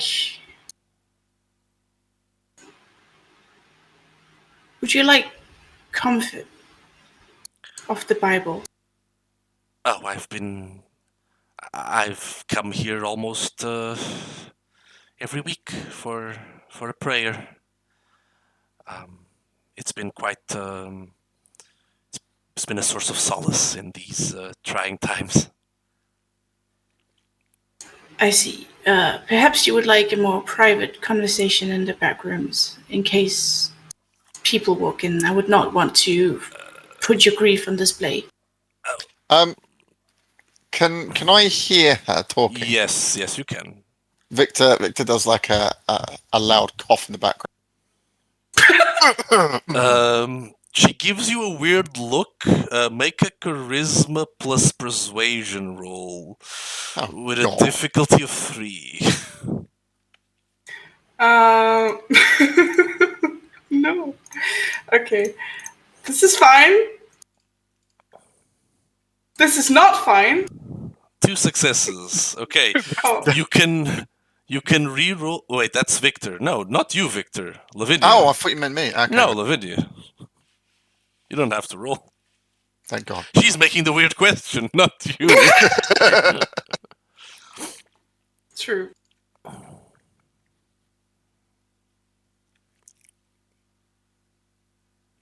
I don't want to re-roll. What did you roll? I rolled 2. You rolled 2. No, that was Victor. Did you roll 2? No, Above I me, also above rolled me. 2. Oh, above. Okay, sorry. Okay, so you don't want to re-roll. No, that's quite all right. I think I should be heading home now anyway. But thank you, sister. She starts getting up and she does a little. She does a little cross on that. She looks toward the crucifix and she starts walking towards the exit. Lavinia just hangs her head dejectedly and like she doesn't follow the woman. Okay. Victor, you see the woman like she has. As she passes you by, you see she has a very worried face on her, and she's rushing towards the exit. Wait, actually, no. She does. Like she follows her. Oh, She you follow? follows her. Okay. So you follow the woman as she's making her way outside. What do you do? She grabs her and she turns her around and she just utters the word "forget." Okay. Oh, you're using cloud memory. Cloud memory, yes. Okay. How much are you making her forget? I am making her forget that we had a conversation. Okay. So as you grab her, you turn her face towards her. You lock eyes with her, and you make her forget that you ever had a conversation with her. Do you let her go as you do this? Yes. Okay. But so there's no suspicious, like no masquerade broken, basically. Yeah. That she knows. So as you let her go and the cloud memory takes effect, she looks at you. Oh, sister, sorry. Do you need something? Oh, how did I get? Strange. Sorry. I thought. I forget myself. Sometimes it's been a difficult time. Um, It's okay. Do you need something, sister? No, I just wanted to give my condolences and wish you a good day. Oh, thank Night. you. Yes. I know, strange time for a prayer, but I do, busy days. So, but thank Indeed. you. Be on your way now, child. Thank you. Good night, sister. Good night. And she exits the chapel, leaving you and Victor alone inside. Well, that could have gotten better. it's not always. It doesn't always go as you want it to. But if Jesus sends her signs from above that she should be leaving, then who am I to interfere? Am I right? If you say so. I am still quite hungry, though. How do you? Maybe we should go somewhere else nearby. Where would you like to go? Powerhead. Is there? I think Lavinia just wants to eat at this rate. Is there any convenient place in the area? What sort of place would you be looking for at this point? I think she obviously, like, all of us would, if we have a favorite dish, we would prefer to eat that. But if we're hungry, we just go for whatever restaurant we can find. It's kind of the same thing here. Like, she just wants somewhere convenient, somewhere that won't like necessarily break the masquerade. Okay. As you head outside, you do notice that there's a little bit of a closed off alley to the left of you, and there's a couple of people that do go and cross it to get to the other side of the street. You figure that could be a good place for a quick bite. Victor, would you mind keeping an eye out that people will not enter or leave this alley? Not a problem. Thank you. And Lavinia goes into the alley, but she activates.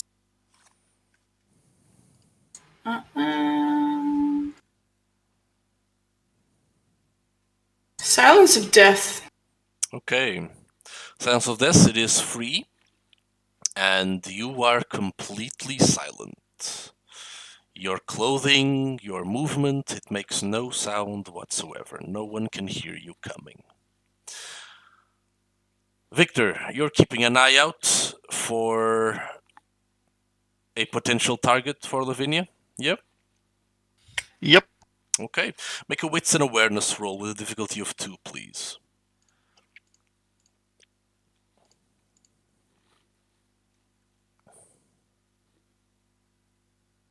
Three, did you say? No, 2.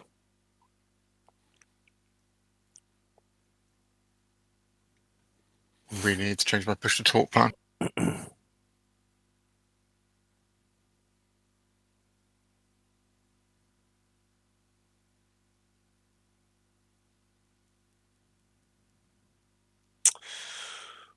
If 1 success. Wow. You want to spend the point of willpower to reroll? Sure, why not? Okay. Go ahead and reroll 3, up to 3 of those failed dice from the non-hunger die pool.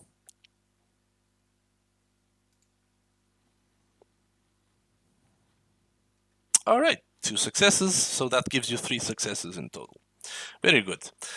So, you keep an eye out on the alley, and you do see that someone eventually, makes their way into the alley there. Seems to be a good, healthy victim for Lavinia. Like a man, seems to be like his late 20s.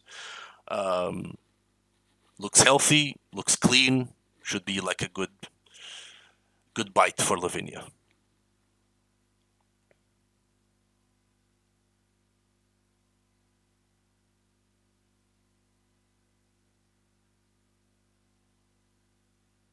Is Victor leading them into the alley? Are they going in the alley themselves, or am I leading them there? They're just crossing the way at the moment. They don't seem to be going inside the alley. You might have to chase them in. Jeez. Or however it is you want to do it. That's up to you. You need to encourage them to enter a secluded place. I have the daunt ability. Would that work? Maybe. It does make you quite scary, so I might be able to chase them into the alley. Yeah, I'm going to try that then. Okay, so you activate Daunt, and you become a fearful and dreaded creature of the night. Do you approach the person then? Yeah, I'm assuming doing this isn't going to break the masquerade, right? No, it just makes you seem more Intimidating and scary Right. to the person. Okay, yeah. Yeah, so I'm going to do that as if I'm going to chase them down to mug them. Okay. But I'm going to come at them at an angle that makes them run away down the alleyway.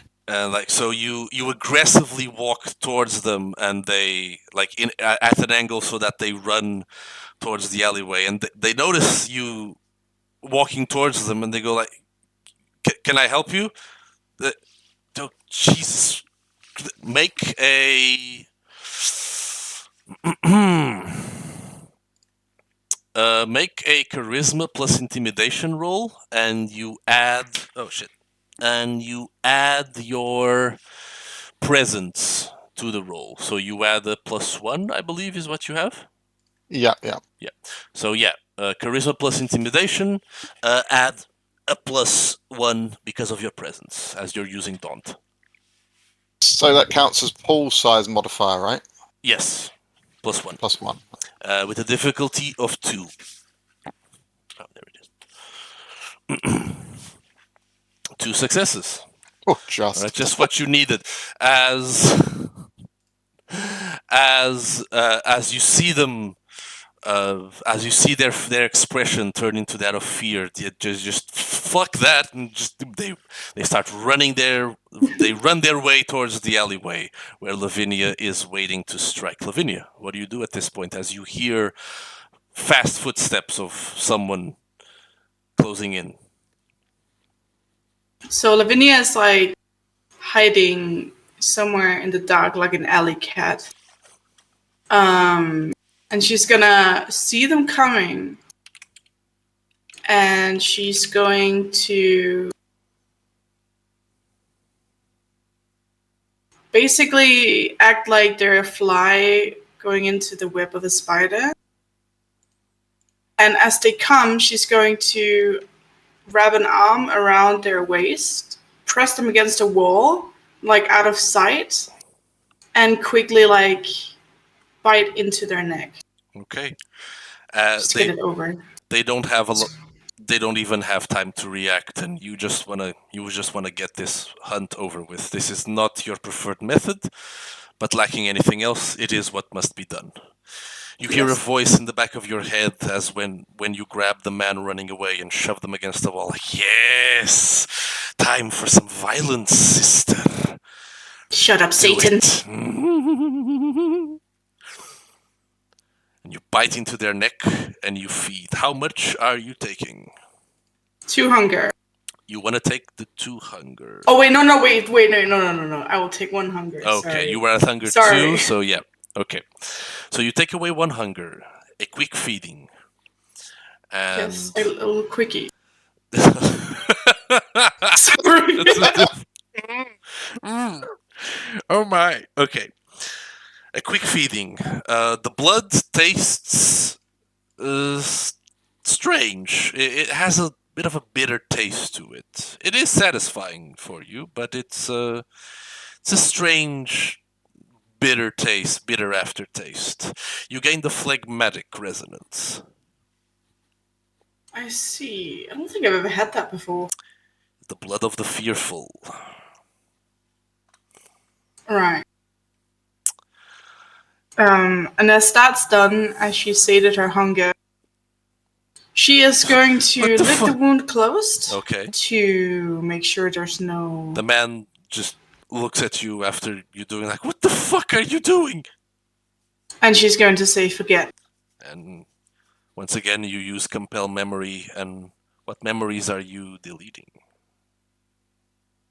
Seeing as this is going on really quickly, she's going to delete as much as possible. Maybe also, if possible, I don't know if it is, but even as far back as seeing Victor, at least being scared by Victor. It wasn't that long ago. Although it's a longer period of time. It takes you about like 2 minutes to completely manipulate the memories and make sure that they forget even seeing Victor. And Okay. and as you finish, as you finish that, they look towards you and they're like, "What? Oh, you were lost, my child. Oh, I I followed you in here. Oh, Think. this is a bad place. We're in an alley. What? Do you want me to lead you back to the main street, child? Yeah, I can. Is it? I needed to go. I was going home I was to my wife. I was at the nearby chapel and I saw you wander in here. You Right. should really call a cab. Yeah, I think I'm gonna just call an Uber and. Thanks. I'll be okay. I'll just go now. That's a good idea. And she leads him out of the alley, but then like lets him go on his way, basically. Right. And it's a bit wobbly, but he just makes his way out onto the street, and you see him just waiting there, calling an Uber on his phone. And Lavinia turns to Victor and like she looks really ashamed and maybe even fearful. I don't think Victor has seen this kind of fear even when she saw Satan in like twice. It is a strange expression on Lavinia's face, Victor. Like it's the sort of expression she did when you were in the Anarch hideout, but she looks a lot more concerned now than what she did then. I'm assuming, because this would have been so fun, I'm assuming I saw the guy leave the alleyway. Yeah.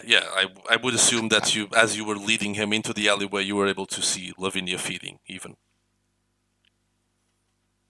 What is matter? You're not drink enough? I can get another one. No, Victor,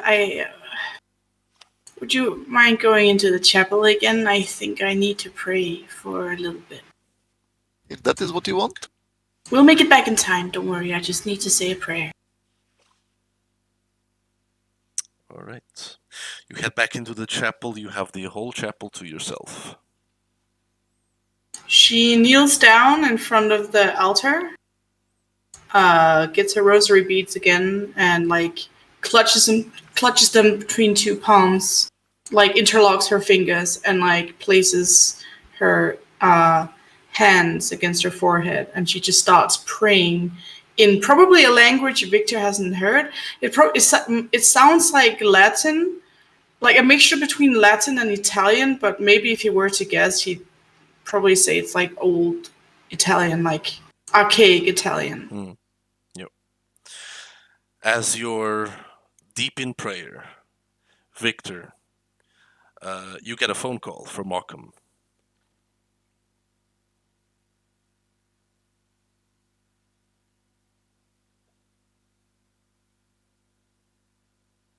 Hello? Victor. I've had my fill, so where are you? I'm at a chapel somewhere. Somewhere. Somewhere is quite a hard place to find. Got about 15 minutes away. Where do you want to meet? I can come pick you up when we're done here. I'd rather meet up with you guys. You know, I have a reputation to maintain. If you not want meat there, you pick place to meet. Fine. What's the name of the chapel? I'll meet you there. Victor looks to Lavinia. What is this place called? Lavinia is lost in prayer. We'll get to that. But you do send. But you are able to send Occam the GPS location. Okay. Right. I'll be there in a while. Ta-ta. Very well. All right. So, Occam and Liam, you start making your way to the chapel. Matteo, you are still in Elysium. What do you do at this point? Went up to the room. I assume it's still reserved for them. Okay. And have a little quiet private breakdown and waits for a call until it's time to go. Okay. Will anyone call Matteo at any point to see where he is? I mean, probably eventually. Like, everybody's gonna get together. What the fuck is that? What the Okay. fuck is Mateo? For the sake of brevity, then, eventually, Occam, you and Liam make your way to the chapel in Chelsea, close to the meatpacking district where you were. Lavinia, you pray, and you spend a long time praying as Occam and Liam arrive. You don't even hear them arrive. As you are in this holy place, you are completely enveloped by your faith, and you try to feel the love of God to forgive you for what you have done tonight. But it is not God that you hear, unfortunately. That was very satisfying, wasn't it? Please, not now. I'm trying to connect with our Lord and Savior. I am your Lord and Savior. You are a pretender! Come now, don't be ridiculous. Please just leave me alone. Oh, but you did so well tonight. I wanted to congratulate you. No, I don't want you here. I don't want you here. You did not go for a weak, pathetic creature tonight. You actually chose someone strong and healthy, and you grabbed them and took what you wanted. It was wonderful. Why have you not done this more often? Get out of my head, devil. I did what was necessary for the greater good. All of you now at the chapel do hear Lavinia say these things. All of us.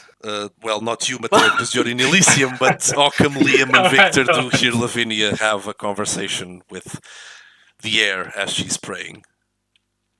Oh, is she talking to the devil again? The devil or God did. Who knows? Wasn't she praying? It does look like it. Don't Well. worry, sister. I'm sure you'll do it again. Make me proud once more. And she just like starts just like almost chanting stop, like the word stop, as she just like presses the rosary beads to her forehead. The voice disappears for now, and you are left alone, master of your thoughts once more. And as you finish the chant, you notice that Occam and Liam have arrived in the meantime. She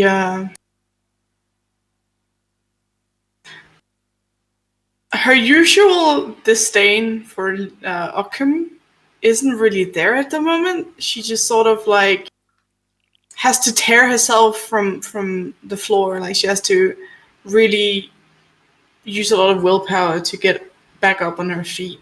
And she like brushes her nun habit and just sort of like goes back to business as usual and just says, "Well, where's Matteo?" What? Not neither remark, no wondering where I've been, no questioning if I've sinned in the past, I don't know, hour. I'm not in the mood, Occam. Yes. Well, we're in a chapel. Beg for forgiveness if you want to, but I'm sure you don't. So, where's Matteo? Oh, he reeks of sin. You should ask him about it. All the juicy details. Shut it. What? I haven't even said it. Oh, the devil. He doesn't. Right. Well, he likes you. The devil likes you. I course he love him. He has good taste I after all. could eat him all Shut. up. Shut. And so shut. could you. Shut up. I'm not going to eat Occam. Shut up. Well, I certainly hope you don't. Anyway, yes, Mateo. Right. Maybe we should call him. And Occam pulls out his phone. All right, Mateo, you get a phone call from Occam as you're in the room.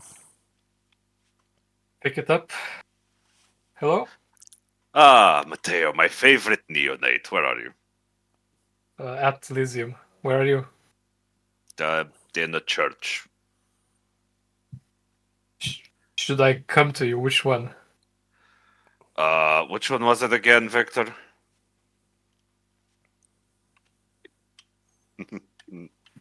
The Chapel of St. James. Chapel of St. James. I don't know, get a cab. On my way. Right? Mateo, And here. you make your way out of Elysium. Yep. Making your way out of Elysium, as you are exiting, and you pull out your phone and you start, calling for an Uber in advance. Someone does like shoulder bump into you, and you looking back at them, and you're like, watch it. And it's a familiar Let's voice. give them a little look. What? Who? Who is it? As you turn your heads and realize who you bumped into, you realize it is indeed Emily, your sire's second childer, as she is in Elysium right now, apparently. Ooh. Making her way up as you're making your way down. Just give her a look. She gives you a Don't coy little smile and just keeps walking forward. don't die. She ignores you, keeps moving forward. Right. Head out. You head out, call for your Uber, you make your way to Chelsea, back to the chapel where everyone else is. A few moments pass and Matteo arrives, and you are all now in the chapel, ready to continue on with the knight together. So, what do you do? Okay, everyone, I have shit to do today, so let's just get on with our little diplomatic meeting. Yeah, let's call it that. Where are you giving us your demonstration? Oh, that I don't know, later when we're with Arturo, or tomorrow when we're with him, something like that. Don't Yeah. Best not bother Fair to enough. do it right now. Also, the back of the boot of a car isn't the best place to get a corpse to spill the beans, you know? Mm-hmm. Best take care of the more pressing issues. He ain't getting any deader after all.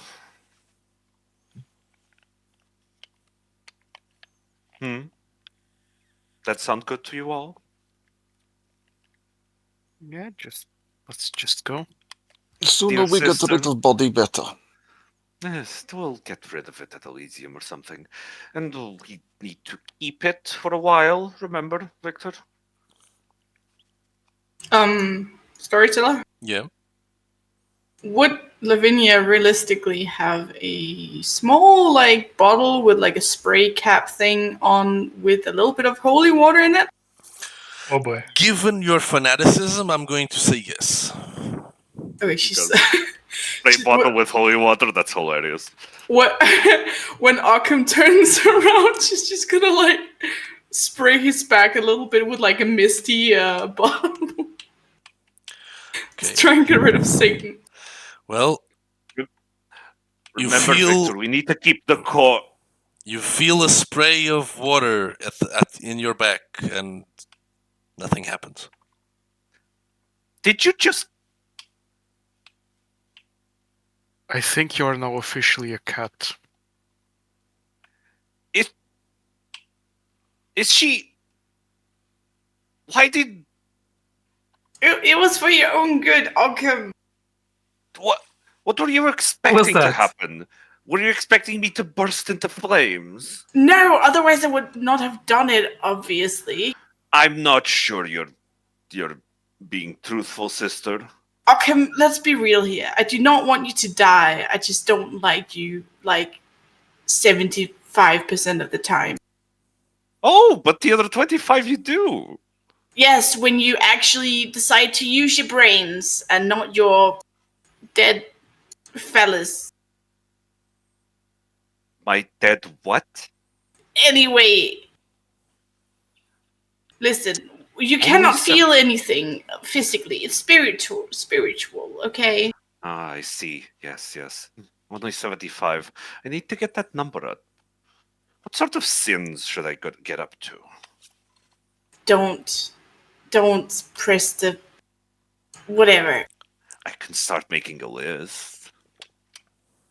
Let's go.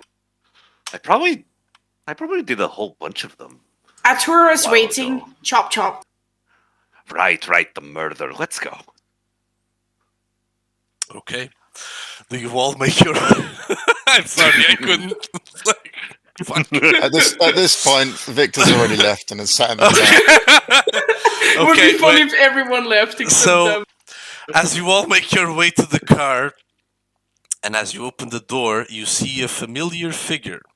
I need every single one of you to roll a resolve plus insight roll with difficulty 7. Is it the child? We'll get to that in a moment. Resolve and insight. Resolve plus insight with difficulty 7. Everyone. How much does blood potency give? Like in your case, it gives 2 if you want to bump your resolve. I would like that. Okay. I got Go a ahead, 4. make a rouse check for it first. You fail, so you get hungrier. See? You're gonna need another one soon. Shut it. A messy critical with 5 successes. Doesn't pass, though. So Victor has 2 successes. Lavinia, your roll is missing. Mateo has 5 successes. Liam has 2 successes. Lavinia has 3 successes. Occam, I rolled a 1. Or where is it? I got 4. Oh, there it is. Yeah, 4 successes. So, here's the deal. Okay. A familiar figure emerges from the vehicle as you open it. It is Kamar. She is a teenager. She has always been a teenager. When you found her, she was a teenager. Do you all understand?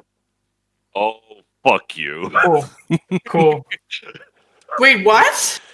Kamar, Don't worry the about child, is a teenager. no She issues looks to here. be What? she looks to be 16 years old. She has always been 16 years old. When you found her, she was 16 years old. Do you understand? And there is nothing suspicious about her appearance right now. You motherfucker. We just have to protect her daughter. So it's not protect the child, it's protect the teenager. Now it's protect the teenager, sure. Oh, that's even worse, brother. Why would? She's in Oh, her rebellious years now. no one's a Yeah. parent, and we have to start out with a teenager. Yeah. That's like hard mode. Yeah, it Impossible really is. mode. It's really well. At least you get to sleep at night. Well, hang on a minute. A 16-year-old, right? Just kick her out. Ah, Wow. Jesus Christ. Fine. What are you? What are you? Take it. American? Find the British. I'll take it. I'll take it. You'll take it. You- Okay. So you all see Kamar, the teenager, who has always been a teenager, in the vehicle, and she turns towards you, Lavinia, as you open the door, and she gives you a smile. Oh, there you are, my little sun, moonshine. Moonshine. Moonshine, ray of moon. Listen, I feel like I just had a nap. Okay, I don't know why. I just feel like I had a nap. So whatever. We can't always be all of us be nerds with books and things. Anyway, how are you, Viking Kamar? commentary. She smiles and she nods, as if to say that she's been doing okay. She gets out of the car and she looks towards Occam, gets up closer to him, and she extends her hand, as if you're meant to give her something. Want some more blood again? She shakes her head. She points towards the pocket, Oh, the one of your phone. pockets. The phone. Right, the phone. Yes, sure. We need. Somebody your age should really know how to talk by now. She shrugs.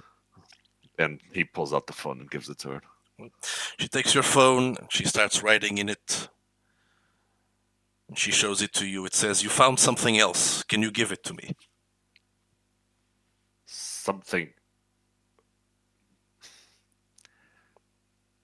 Something else. How do you? You mean this? And Occam pulls out the heavily duct taped lighter out of his pocket. She immediately tries to grab it from you. That. Th- Why? She writes on the phone again, like, "I need it. It's part of it." Part of what? She shrugs slowly. No, don't give me any of that lip, young lady. What do you mean? I'll give you this if you explain. She writes on the phone and she shows it to you like, "Me?" question mark. I mean, while we're at it, yes. No. That was the answer to the question. Wait, so you're saying this lighter is part of you? She writes on the phone, like, "Not the lighter, what's inside it?" The demon. She shrugs. She writes on the phone, she shows it to you. Call it what you will. Are you going to eat it like you keep eating weird stuff? She shakes her head excitedly. What? turns to Lavinia, grinning ear to ear. I think your daughter's a demon eater. I would like to make an insight check or something. I don't know to Okay. see. What are you trying to figure out? I'm trying to figure out what, like, if she's lying to us. Okay. Make a composure plus insight roll with a difficulty of 4. Composure and insight. Plus Oh, insight. come on. A difficulty of 4? Yeah. I don't think I can't make that roll. I don't think. You might crit. You never know. 2 successes. She's always been mysterious since you found her. You have a little trouble of communicating with her, and she can't really speak, so she's hard to read. She seemed, so far, she has been honest to a point, I guess, but you can't really tell if she's lying to you or not. Well, I mean, this is for your own protection, so I will not agree to give you the demon just yet. Okay, we need Occam to study it a little bit more. I hate- was kind of hoping on throwing it at somebody I didn't like, honestly. Occam, just do what you do, the book thing, and just do it. Okay. Do what I do with the book. What do you want from me? It's a bashash. What else? What else do you want from me? I don't know. Figure out why it's here and how we can get rid of it for good.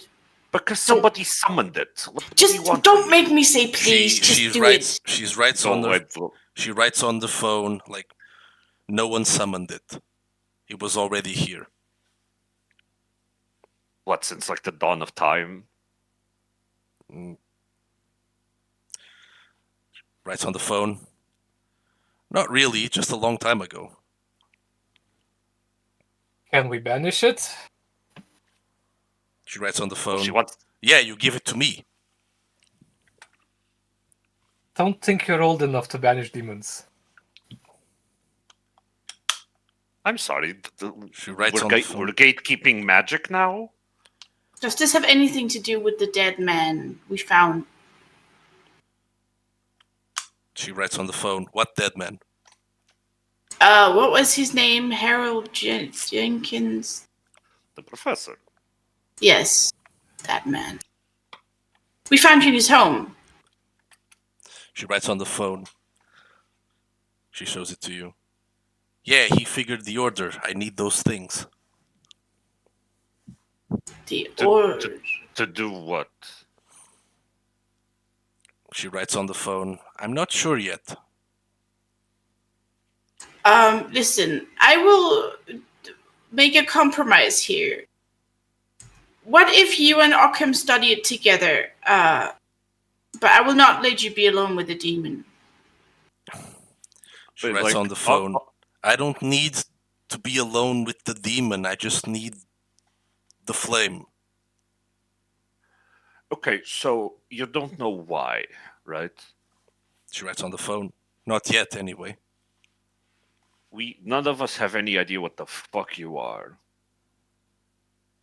How do I know this isn't going to end terribly? How do you know this isn't going to end terribly? She writes on the phone, and she shows it to you. When you first met me, how did you feel? Weird. She writes again. Good weird or bad weird?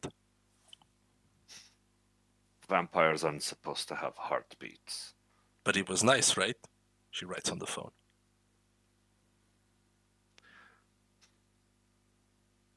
That's debatable. Can I roll an insight? Yeah? What are you trying to figure out? Is she manipulating us with feeling good? Roll composure plus insight with a difficulty of 4 as well. Oh,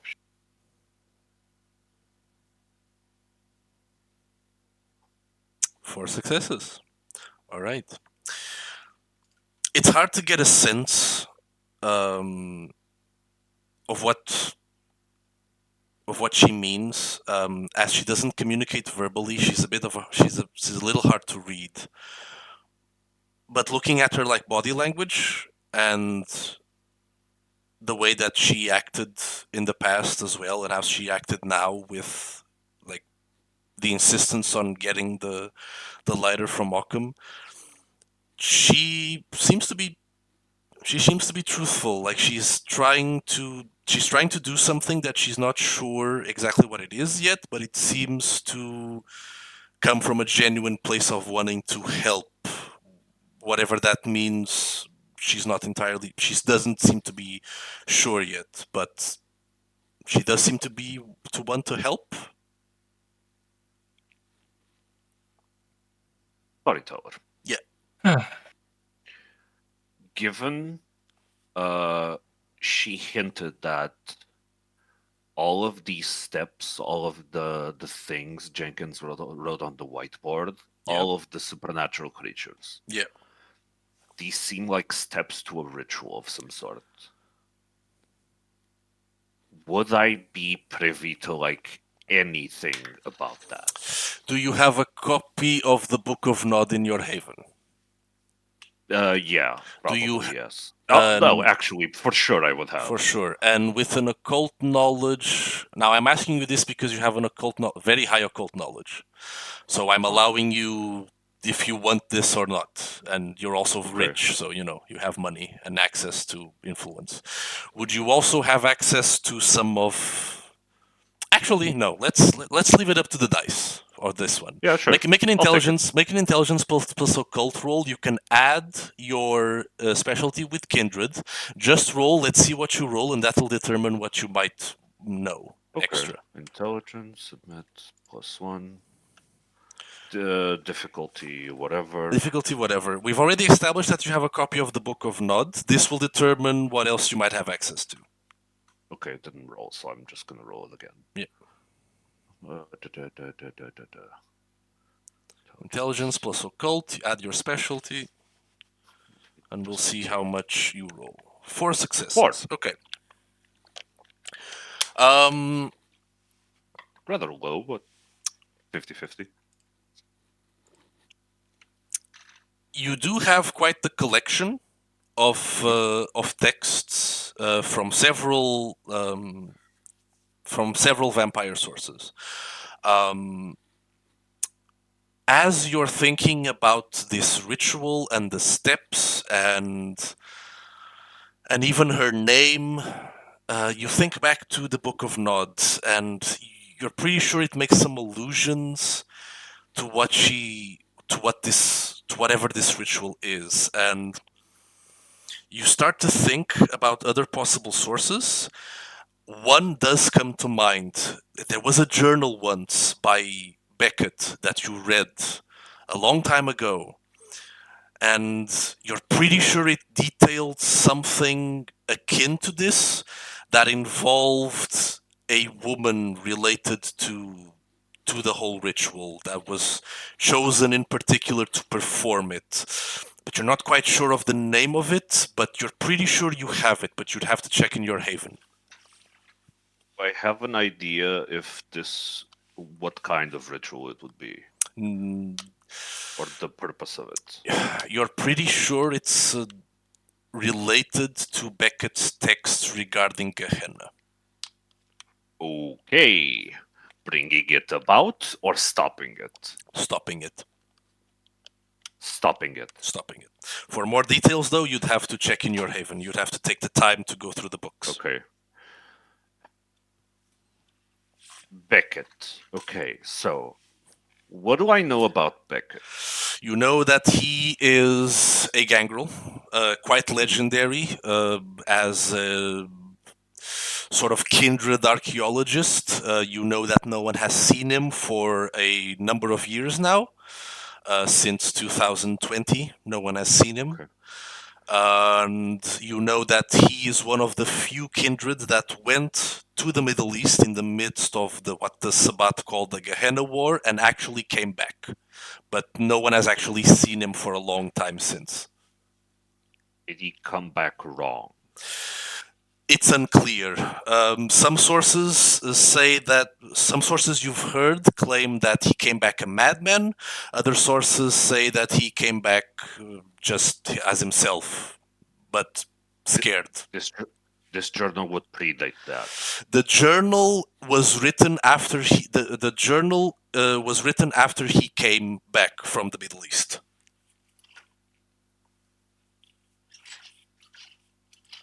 Okay, Kamar. I'll make you a deal. I need to read something I have back home, and then I'll give this to you. She looks at you, frustrated.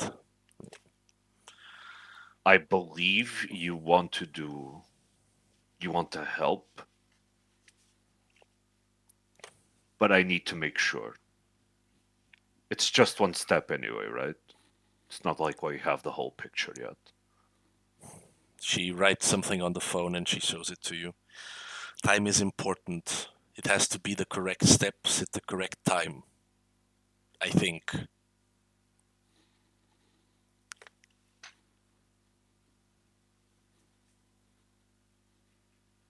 Malcolm goes silent for a bit.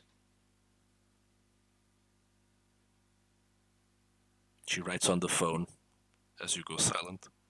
You have to trust me for it to work. Should protect her. I don't really do trust. It's true, he doesn't. We can trust her, but we need to watch her. She writes on the phone, you're gonna have to start if this is going to work. Listen, just give her the thing.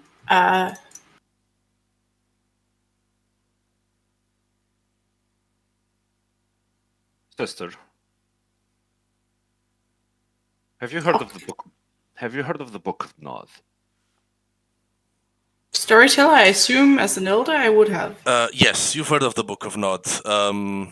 As a member of the Camarilla for many centuries, you would consider it to be heresy. It is typically associated with the Sabbat. They consider it to be the holy book written by the first kindred, Cain himself. Don't be ridiculous, Occam. You think she's related to the Sabbat? No, that's not what I said. That is what the contents of that book are a tale. Whether you it's believe in it or heresy, and you know this. Whether you believe in it or not is irrelevant. But some people do. Some people who are very well respected do. Like Beckett, for example. Have you ever heard of that name, Kamar? She looks at you confused, like just shakes her head. Like, I figured.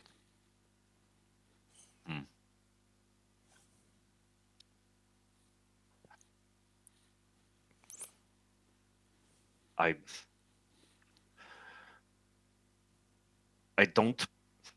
don't believe what's written there. I don't believe the legends of an apocalypse. Apocalypses happen to people, not the world. But some people do.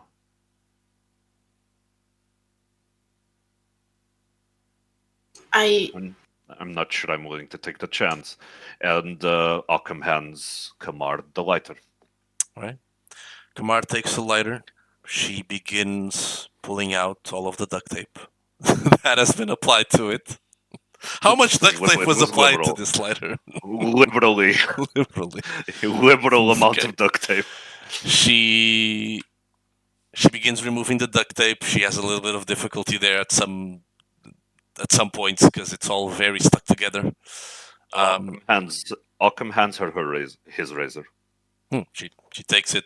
She cuts off the rest of the duct tape that she wasn't able to remove, and then opens the lighter and lights it up. Now, as she lights it up, You do see the...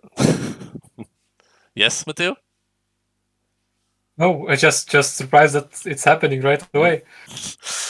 She ignites the lighter, and you can see like the pentagram that's on one of the sides. It does like has like a shimmer to it, like a charcoal like flame starts like shimmering across it, and the flame is strange. Like it's not really orange in color as you'd normally find. It's like a darker red, almost black near the edges there. Like it's not a normal flame at all. And you watch as Kamar like literally like pulls the flame out from the lighter with her other free hand. And as she and as she does, you see like the entire palm of her hand, which she grabbed the flame with, she starts like igniting in like this strange, like low but like strong black red flame, and she just brings her hand close to her nose and she just inhales the flame inside. And you watch all of the flame just becomes wisps and goes up into her nostrils and just disappears. And she takes a deep breath until the flame disappears. She hands you back the lighter. She breathes out, and as she breathes out, as she hands you back the lighter, you see like a puff of like black smoke just emerge from her, and she takes a deep breath out. You see her open her mouth as if she's going to begin speaking, but there's a look of frustration on her face, and like goes back to the phone and like we're getting close. You're trying to speak. She like nods her head. We'll help you. Close to what, I wonder? We will help you. I need to talk to the professor. Can you guys handle the agents by yourselves? Probably. Yeah, I think so. Occam pulls out his phone and he Okay. calls Arturo. Okay. The harpy picks up the phone. Mr. Occam, have you completed your assignments already? Not exactly. We're still in the process. A bit of a hiccup in the first part. Our contact was unfortunately quite dead when we got there. But we will debrief you accordingly. I still believe it is salvageable. Have you procured the body of Professor Jenkins? Yes, we have. We were able to recover it before further investigation was done that could reveal a supernatural action upon his demise. Yes. You have it delivered to my haven. Oh, whatever for? So I may converse with it. You wish to converse with the dead body of Harold Jenkins? Have I ever been untrustworthy? No, Arturo? but it is quite odd. I was unaware that you were able to perform such feats of necromancy. I did tell you I was working on a few, let's say, tricks. You did. I must ask, and please forgive me to be blunt, you have not been in contact with unsavory characters of the families, have you? I can assure you, every single piece of knowledge I have collected has been from inanimate objects. Good. I believe you. Do be careful where you exercise such powers, though. It might draw the eye of some unsavory types. I do understand. I believe my haven is quite secure. Yes. And I think he will prove quite useful for our current endeavors. Very well. I shall make the arrangements. When do you want him delivered? As soon as possible. I would like to Do you talk have to him. storage for a dead body? Oh, yes. I'm sure I have a table ready. I will handle the disposal afterwards. Do not worry. Very well. I shall arrange this. Farewell, Mr. Rockham. Thank you, Arturo. Click. I'm going back to my haven. Kamar, She looks at you. meet me there She nods her head. later. I think you should be there for this. Okay. And Occam is going to turn to the rest of his coterie. Oh, we lost someone. Oh no. There he is. Did you press the Andrew? wrong button? Andrew? Andrew, you okay? Oh Technical no, put up the technical difficulties. I don't have Put up one. the I haven't I'm, created uh, it. I'm, Why is I'm it here. lagging? I don't know what the hell happened. Okay. Discord. This internet. No shit. Okay. All is good. No worries. Anyway, yeah. Occam turns to the rest of his coterie. I'll handle this. Take care of our little friends. I need to set this up, and it has to be done right. I'll Very let you know well. what happens. Do try not to summon any more demons. No, I don't intend to. They do tend to make a mess, and I like to have a tidy haven.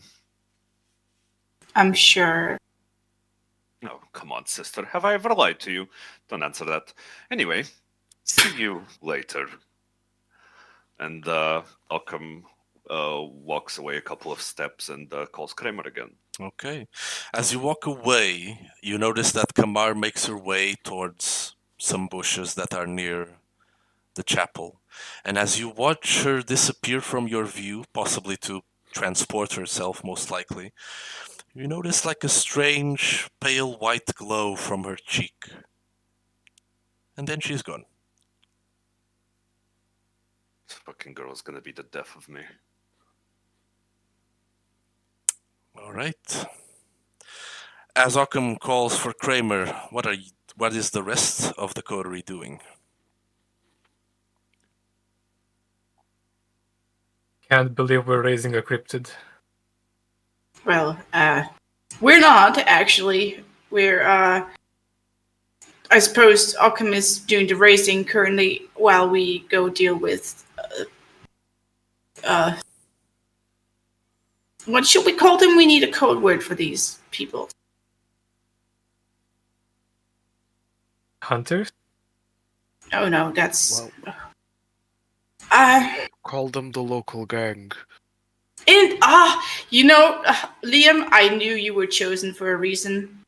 You smart man. Yes, we have to go deal with the gang. The local gang. Oh, Come on. he's smart, Like a all guy. right, sister, and he's good at what he does. Satan, I was not talking to you. I suppose Satan also really likes me. Oh, I shall we love go? you. Now him we could eat. Did you hear that, Liam? I'm going to go with a no. I see. Never mind then. Shall we go? All right. Yes. So, the rest of the coterie is heading to deal with the hunters that were located in Brooklyn Heights. Are you all taking Victor's car? Oh yeah. Yes? Yep. All right. So, Occam, you call Kramer once again, and he arrives moments later. Like, hey, Gov, how's it going? So soon again? Oh, yes.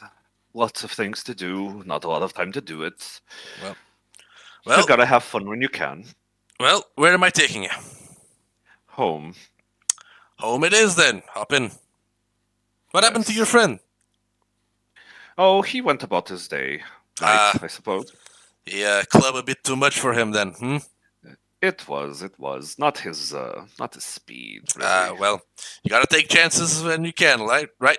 Exactly. You gotta try new things. Exactly, I get you. You should go No, there do one not. of these days. No. You'd have so much fun. I have plenty of fun without going inside that building. Thank you very much. I do not Well, appreciate the extra stuff that goes on there. Listen, not everybody there is into the more unconventional things. A lot of people are just there for the vibe, one could say. Hmm.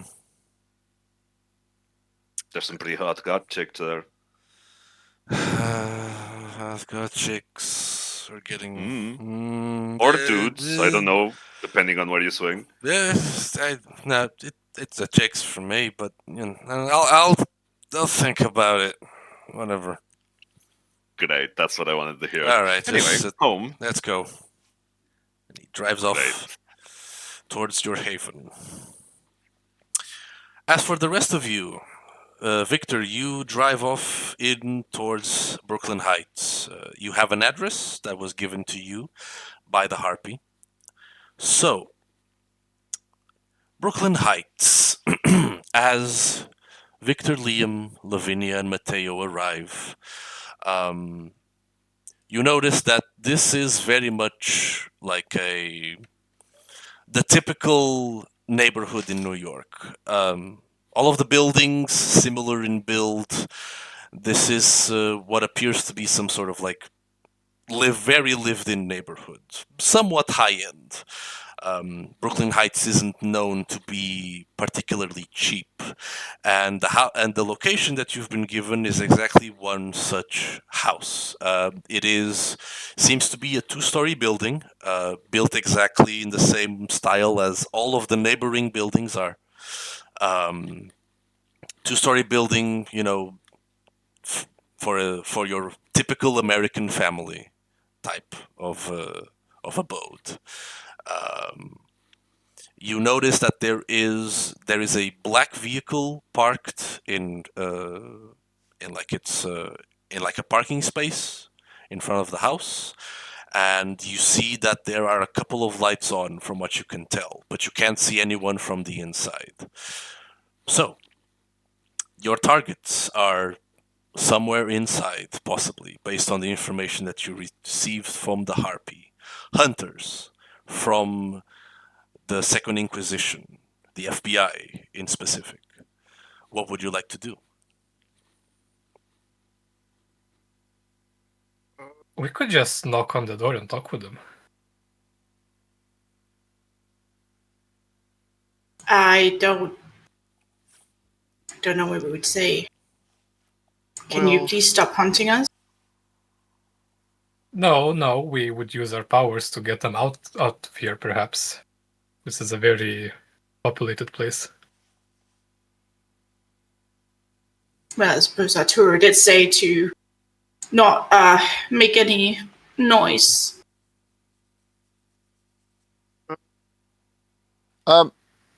Quick question. Yep. I wasn't in the building when the FBI agent was shot, was I? No, you were. I believe you were. So I wouldn't know anything about the fact that the FBI agent was resistant to the vampire powers. No, I don't think. I believe. Like you could have like there was an argument with Occam about I it. believe Occam did so- mention it to, we talked about to the it a rest lot. of the coterie. Yeah. So okay.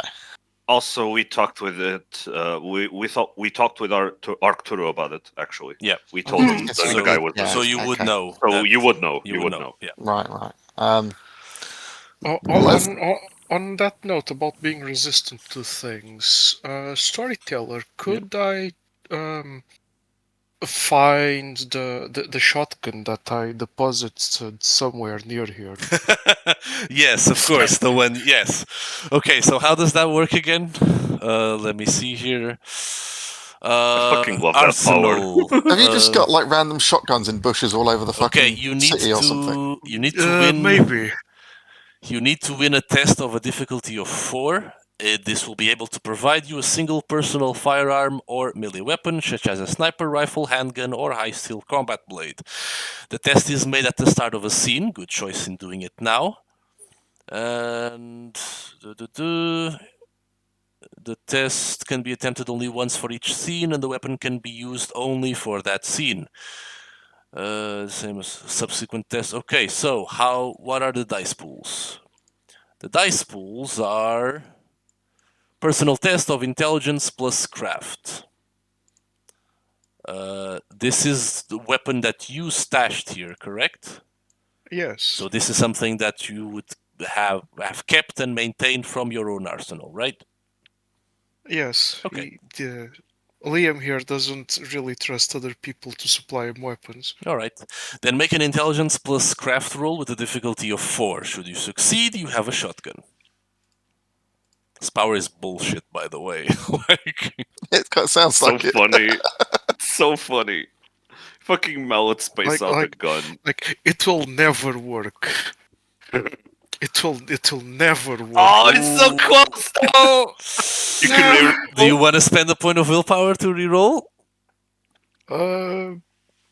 Yes. Yeah, go ahead If then. I can, yes. You need one more absolutely. success. You can reroll the 2 failed ones.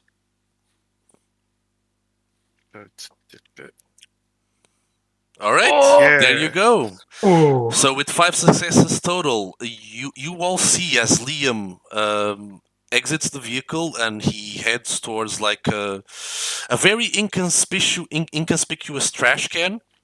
That's like close to one of the buildings on a parallel side, and he goes there. You see him pull out something from inside, and then he heads back towards you all, and you see that he had hidden a shotgun inside that trash can.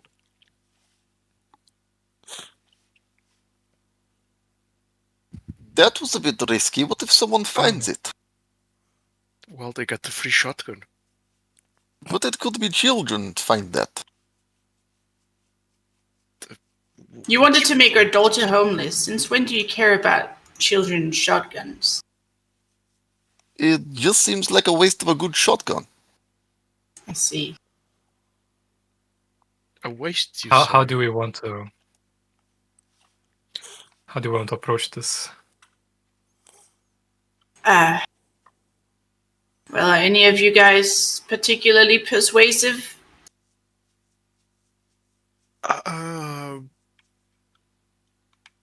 Only with doors, I'm sorry. What does that mean? He's good at opening doors. He persuade them to open. Like a door whisperer? Is that a human thing? Yes, like a door whisperer, sister. Like a door whisperer. I see. Okay, I think I heard about that once. How about you, Matteo? How good are you at,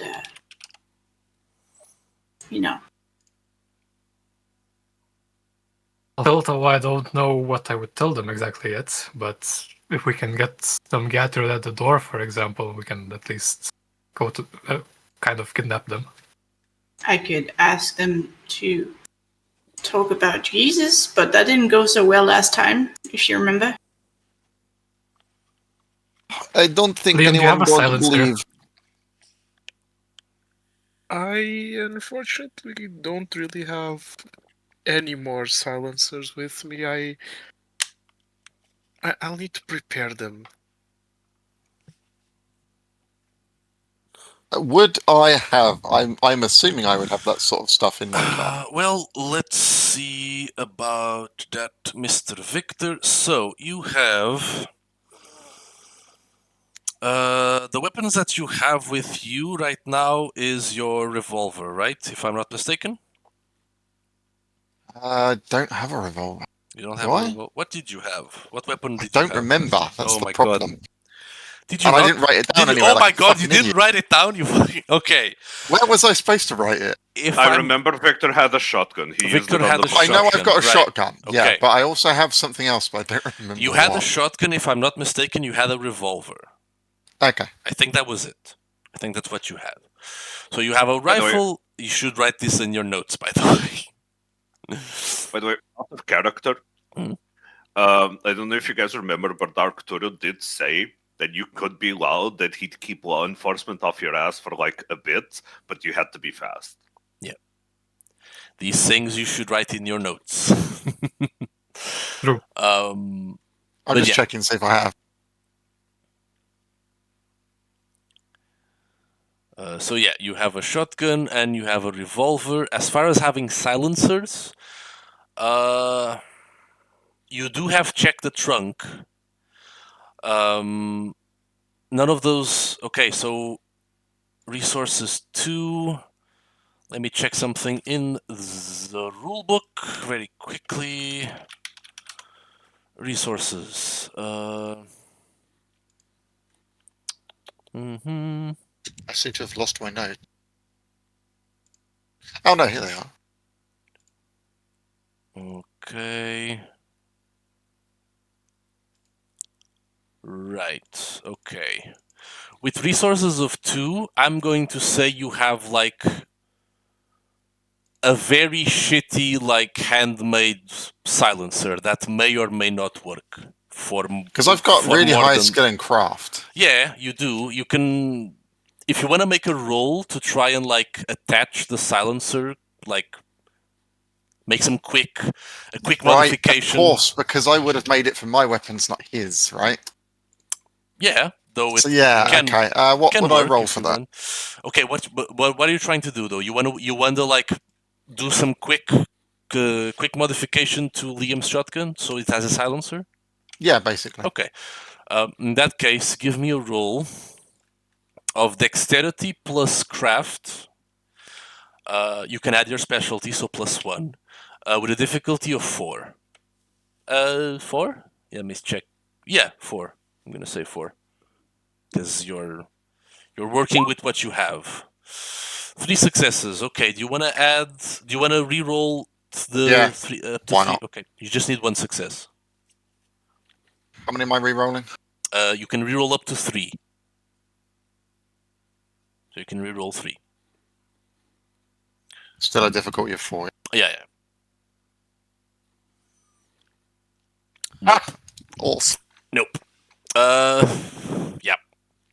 So you try to fiddle with the shotgun a little bit, try to adjust your silencer so that you're able to like attach it to Liam's shotgun so it might work for a little bit. You do the best you can. It might work, it might not work.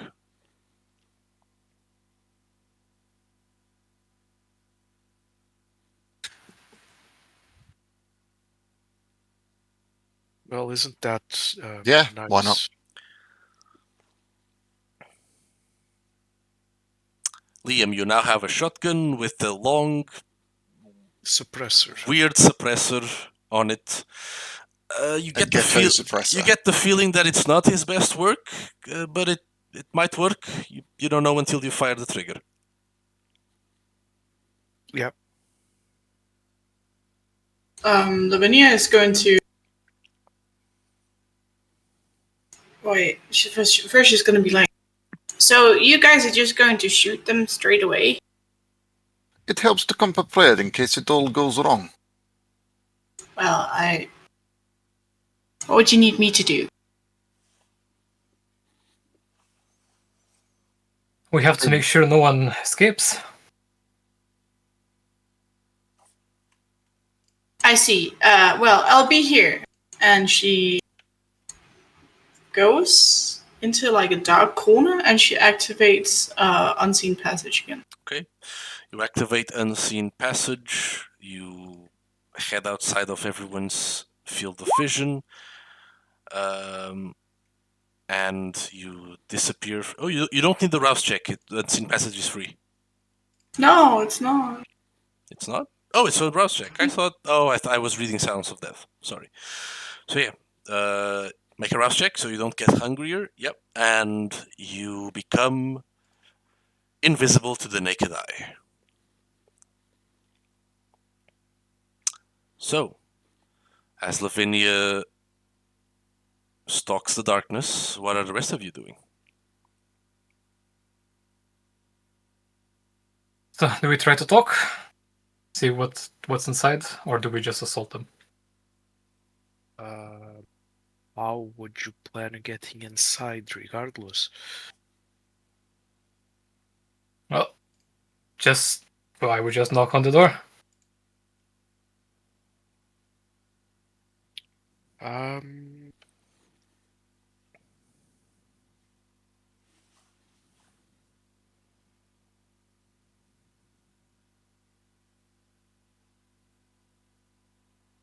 Okay. Yeah? All right. Yeah, why don't we just knock on the door? Let's go. Okay. So, who's knocking on the door? If we're Liam with doing the that, you better get inconspicuous or get some hiding positions.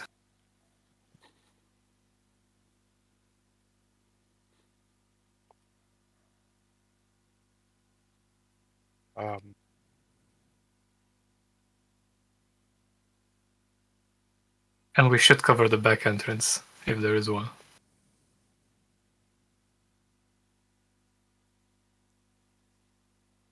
I think Lavinia will be like, she'll be outside she'll still be invisible because she'll be hiding, but she'll kind of,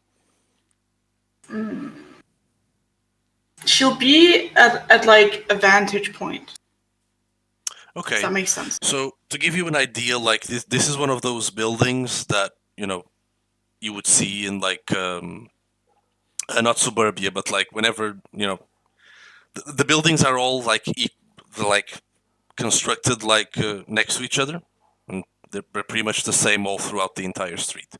There's a short there's some short stairs that lead you to the main entrance, and you do see that there's some kind of like basement entrance behind the stairs. You don't.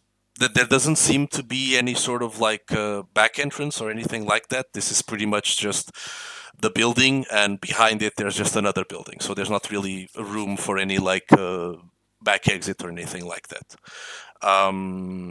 But there's like a basement thing. There's or like a basement. You can tell that storm there's like hatch thing. Yeah, there's like a basement thing, possibly like an entranceway.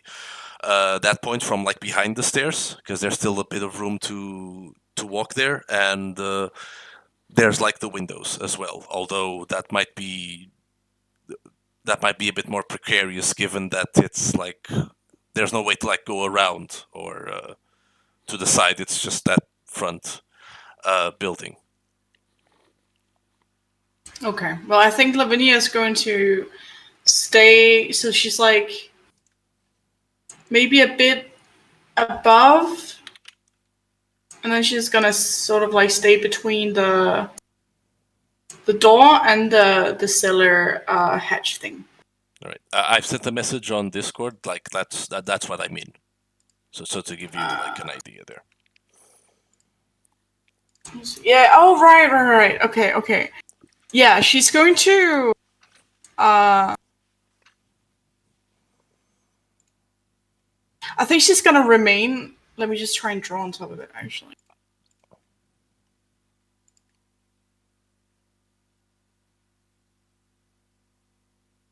She's going to. Oh, it's one of those. So are there gaps between buildings or no gaps? No She's gaps gonna between buildings, from what you can tell. She's gonna like sort of get 1 foot on the other side of the railing thing, and then the other foot inside. She's gonna press herself up against a wall, so she can easily like take someone going out the door or jump down for the basement. All right. If that makes sense. Okay, so Lavinia positions herself there next to the door, like we're just waiting for someone to head out or leap down. As for the rest of you, what's the plan? What are you doing? Do we know? Do these have like back doors, like yards behind them? No, you don't. You don't. You look around, like there's no gaps in between buildings, and from what you can tell, there's only like a similar building, like on the other side. Like there's no So it's just wall to wall. no yards, just wall to wall building. Like it's one of those like areas in New York where it's purely residential. All right. So, are you guys positioning? Are we just knocking on the front door? I'm just gonna go up there and knock on the front door. With the shotgun in hand?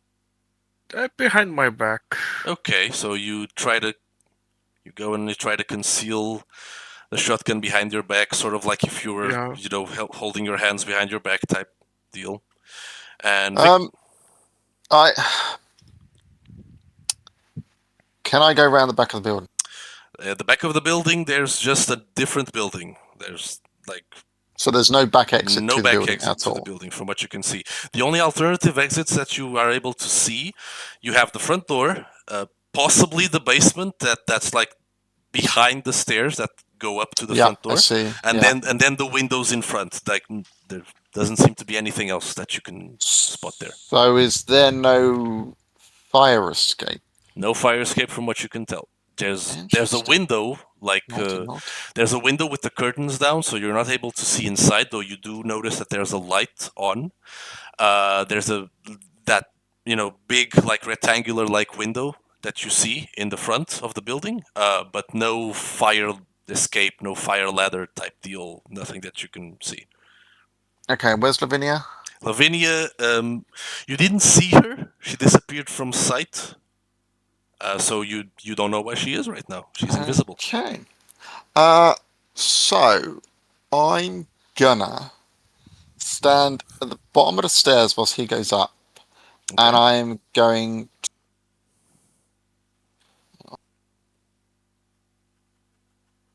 Cloak of Shadows. Okay. You activate Cloak of Shadows. Remind me what this Cloak of Shadows. You are invisible if you're standing still, right? Yeah, exactly. So you stand perfectly still in the next to the stairs below, near the entrance to the basement, and you blend in completely with your environment. That's a free power, right? Yes, it is. Yes. So you stand there, and using your the supernatural power of the blood, you blend in with your environment, becoming near invisible to the human eye, as long as you stand still. Liam, you're walking up to the door, shotgun in your back. Mateo, what's the plan? What are you doing? Coming back to the door too. Liam, let me go in front. If they shoot me, it's not a big consequence. Oh, sure. And we're knocking on the door. Okay, Mateo knocks on the door. Activate presence. You activate. Are you activating awe? Yeah.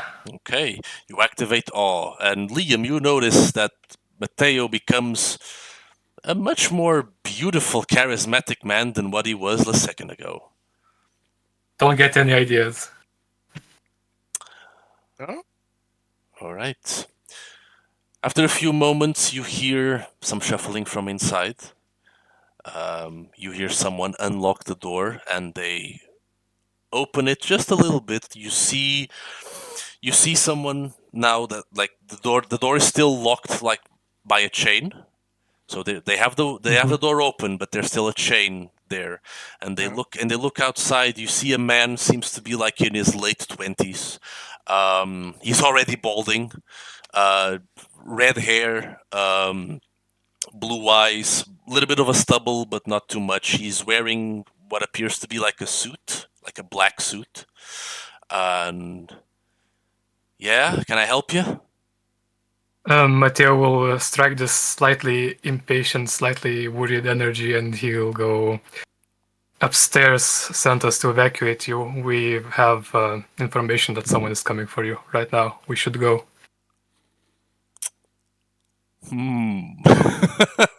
Make that's good.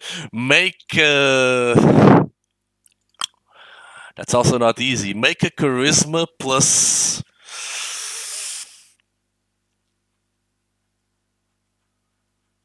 Make a charisma plus subterfuge roll, and you can add your presence to the roll with a difficulty of Actually really 4. That's actually really good. It's Smart. Oh my god, it worked.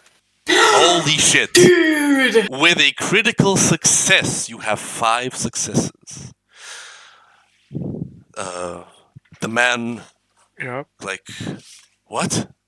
Are you for real? Wait a minute. Come on, quickly. He closes the door and chains it. Like, he opens it, and you can see him now. Like, he's a little bit taller than you, but, like, you know, again, late 20s, red hair, like, hairline, and, bit of a stubble, black suit. Yeah. Did Tactical sent you? Where's the rest of you? I don't have that much time. Oh, it's fuck. I wasn't. He starts going. He starts calling out. Hey, we need to leave. Like, Tactical sent someone. It's time to go. Get Brother Thomas quickly. I'm like, you hear a voice from inside. All right, are you sure? Shit, are you sure? Okay. Like, you hear them going upstairs. There's like footsteps. You see someone dash up, and so like, how did they find out? How did they know? Did they tell you anything? No, I wasn't told. I was just sent here to evacuate you. Okay, I'm Anderson. That's Andrew over there, and we have Brother Thomas with us. Do they know about him as well? I don't know, but we need to get all of you out of here. Okay. Let's go. Do you have a vehicle? Yeah. Let's go with ours. All right. Shit. Okay. Eventually, like, he steps outside first, as the other special agent comes down. You see, like, also a man, like, seems to be in his 30s, slightly older, short hair, like military, like buzz cut, like no facial hair, like keeps it very trimmed, black suit as well. And you see someone, seems to be like in his 50s. He's wearing like a priest's robe. He has the collar, the whole shebang, like dressed like a priest, and he's holding on to a crucifix. Like, have you come to help us? Yes. Good. If we have been compromised, then we must hurry. Where are we going? We have a safe house. Okay, we need to bring the equipment. They cannot have it. It has too much sensitive information. Okay, gather it. Okay, Quickly. you'll need to pull it off the shelf. So, is it just the two of you? There's more, and we have a driver. Okay, Andrew, please go and help them take the equipment from the computer room. We will need everything we can. They must not get this information. Let's hurry. Okay, Matteo will actually go help and try to take note of which one is the important. Liam, what are you doing? I'm going to stay outside and pretend I'm guarding the place. Okay, you stand outside, pretend you're guarding the place. Matteo, one of the special agents, Andrew, goes with you, and he starts he leads you to like a room upstairs. When as he opens the door, it's like this. There's like a small server rack to the side. There's like a computer and a monitor there. Like, we can leave the computer, and he looks towards you. Like, we can leave the computer and the monitor. All we need are the servers. This is where we have a connection with Tactical, and everything's in here. So we need to take this before they grab a hold of it. Yeah. Don't take anything important. I mean, not important. Just important stuff. Yeah, that's all we need. So come on, help me pull this out. Unplug it and shit. He starts unplugging everything. He pulls it out from the server rack, and he's very careful, like, not to damage anything. He starts bringing it with you back downstairs.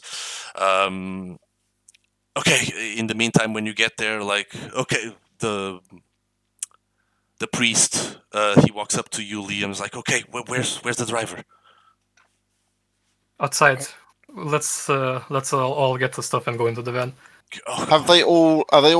Did they all go back inside? And at this point, you have one of the special agents is outside. He's looking around the street, like trying to see who he spots. You see a man in like priest robes, like Catholic like priest robes, and you do spot Hydra. Sorry, and you do spot Mateo. Sorry. Oh god. Oh Pavlov. You And- see a Hydra. and you see a false one. Oh, one. and you do see Mateo holding like some like computer hardware down out into the street with another of the men in suits, which seems to be like an FBI agent as well. So, at any point, was it possible for me to slip away back to the car? I mean, You can just go there, not taking you as a threat. But I'm stood invisible. If I move, I will suddenly appear out of nowhere. yeah, That's right. between them opening the door and them heading outside and you realizing what was happening, I'm gonna say no. You'd have to risk it right now Right. because everything happened very fast. Yeah.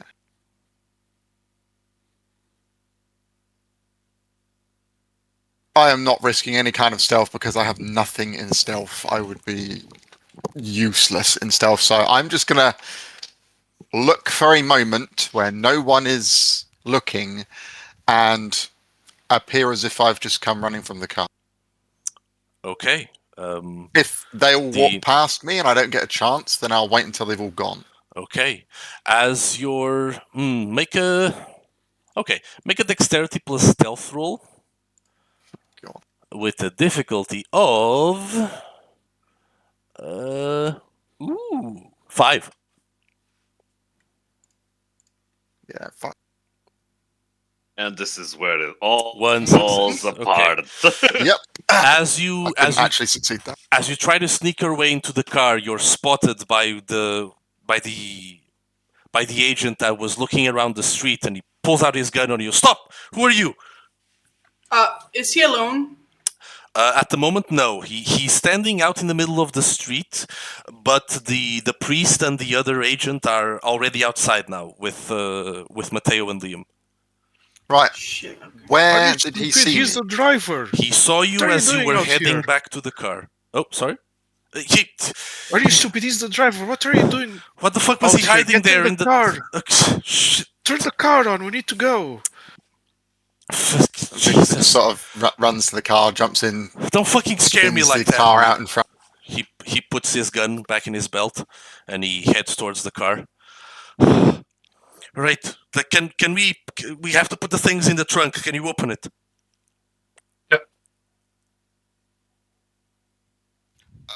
Fuck. No, I can't open the fucking trunk. Are you saying Oh, this? Shit. Trunk's broken. Trunk's You have full to- already, let's just put it in the in the seats. back seat. Like, it won't open. Okay. Victor That's sounds very American suddenly. yeah. Like he's Liam said is just Very British, Liam is just actually. looking at It this is broken, very I cannot open. dumbfounded. but shit. Can you make sure Put it on does back seat. throw in? What kind of fucking? Okay, sure. Hurry up. Yeah. Fucking Jesus.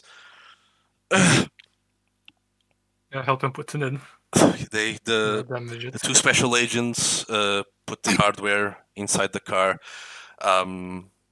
So Olivia, at this point, what are you doing? Are you just staying there? At this point, we're going to have to leave without you because otherwise you're going to appear from nowhere as well.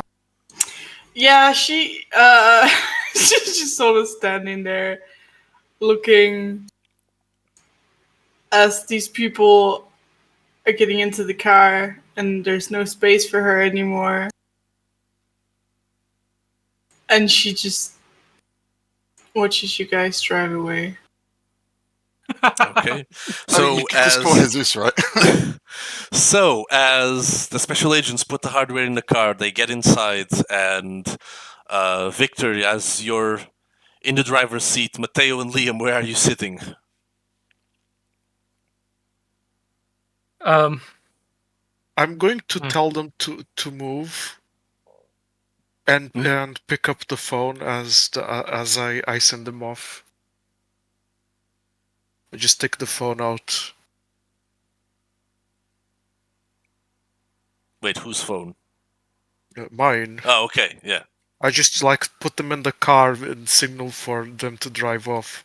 Oh, okay. So Liam stays outside, like the agents get inside the car, and he signals for Victor to drive off. Mateo, you're also going inside the car? Yep. Yep. Yep. Okay, so Mateo's inside the car. Are you in the passenger seat, or are you in the back with the agents and the priest? In the passenger seat, I guess. Okay. So Victor's driving, Mateo's in the passenger seat. Liam gives the signal to start the car, and Victor, do you drive off? Is everyone in?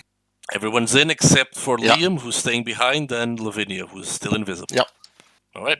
So Victor drives off, leaving Lavinia and Liam behind in Brooklyn Heights. So, Victor and Mateo, so as you're driving off, the red-haired special agent, like, oh, fuck, how did they find us?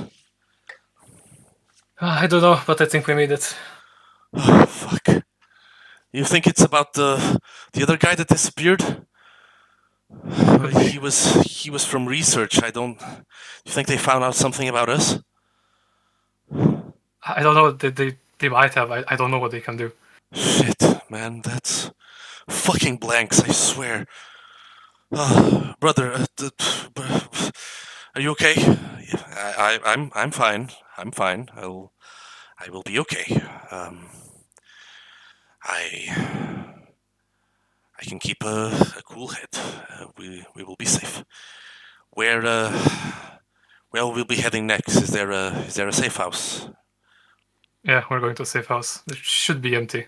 Good. No one should know about it. Good. We will need to set up operations there again. It's a shame to lose such a well guarded location. The residential area was perfect for us, but such as it is. If it is the will of God, so be it. Mighty brave of them to target this place. Indeed, I would not imagine the vampires to stoop so low as to attack us in the middle of such a populated area, but it seems Shameless. It seems shameless. it seems Father Bernard was right. They are truly shameless beasts, and we must take heed. Will you all join me in a prayer?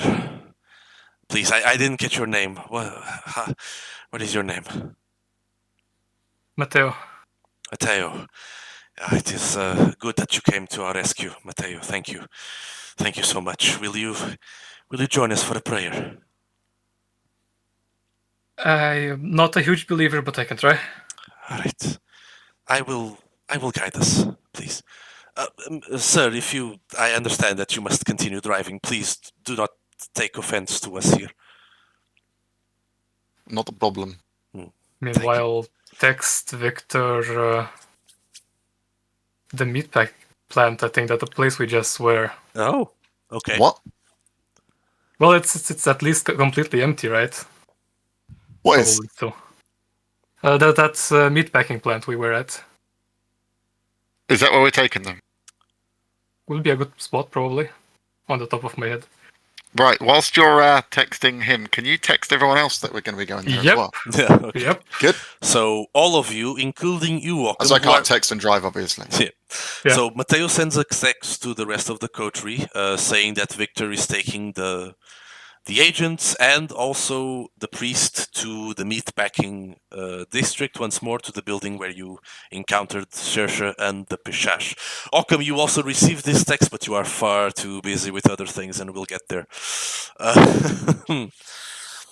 So, Liam and Lavinia, you are in Brooklyn Heights as they drive off. What do you do?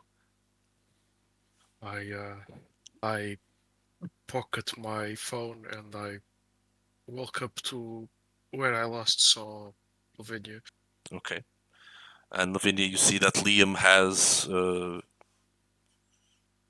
see Lavinia has stayed behind as Victor and Mateo drove off in the car with the FBI agents and also what appeared to be a Catholic priest. Lavinia sort of comes back to life. I was about to say, so like appears standing like fun, like in a really funny way, on one foot on each side of the fence thing. Yeah. Almost doing a split, but not quite there. It's like pressed up against a wall, like she's a cat afraid to go into a bathtub full of water. Do you need some help over there? Yes, I do. Please. Just try to how do I how do you If you could give me your hand and just not look as I have to pull up my skirt. okay, and I just extend my hand towards her. Right. She takes the hand and quickly lifts up her skirts just to get over the fence, and then makes her way down. Safe ground once more. Yes. Okay, so Vinja, we need to go wherever they went.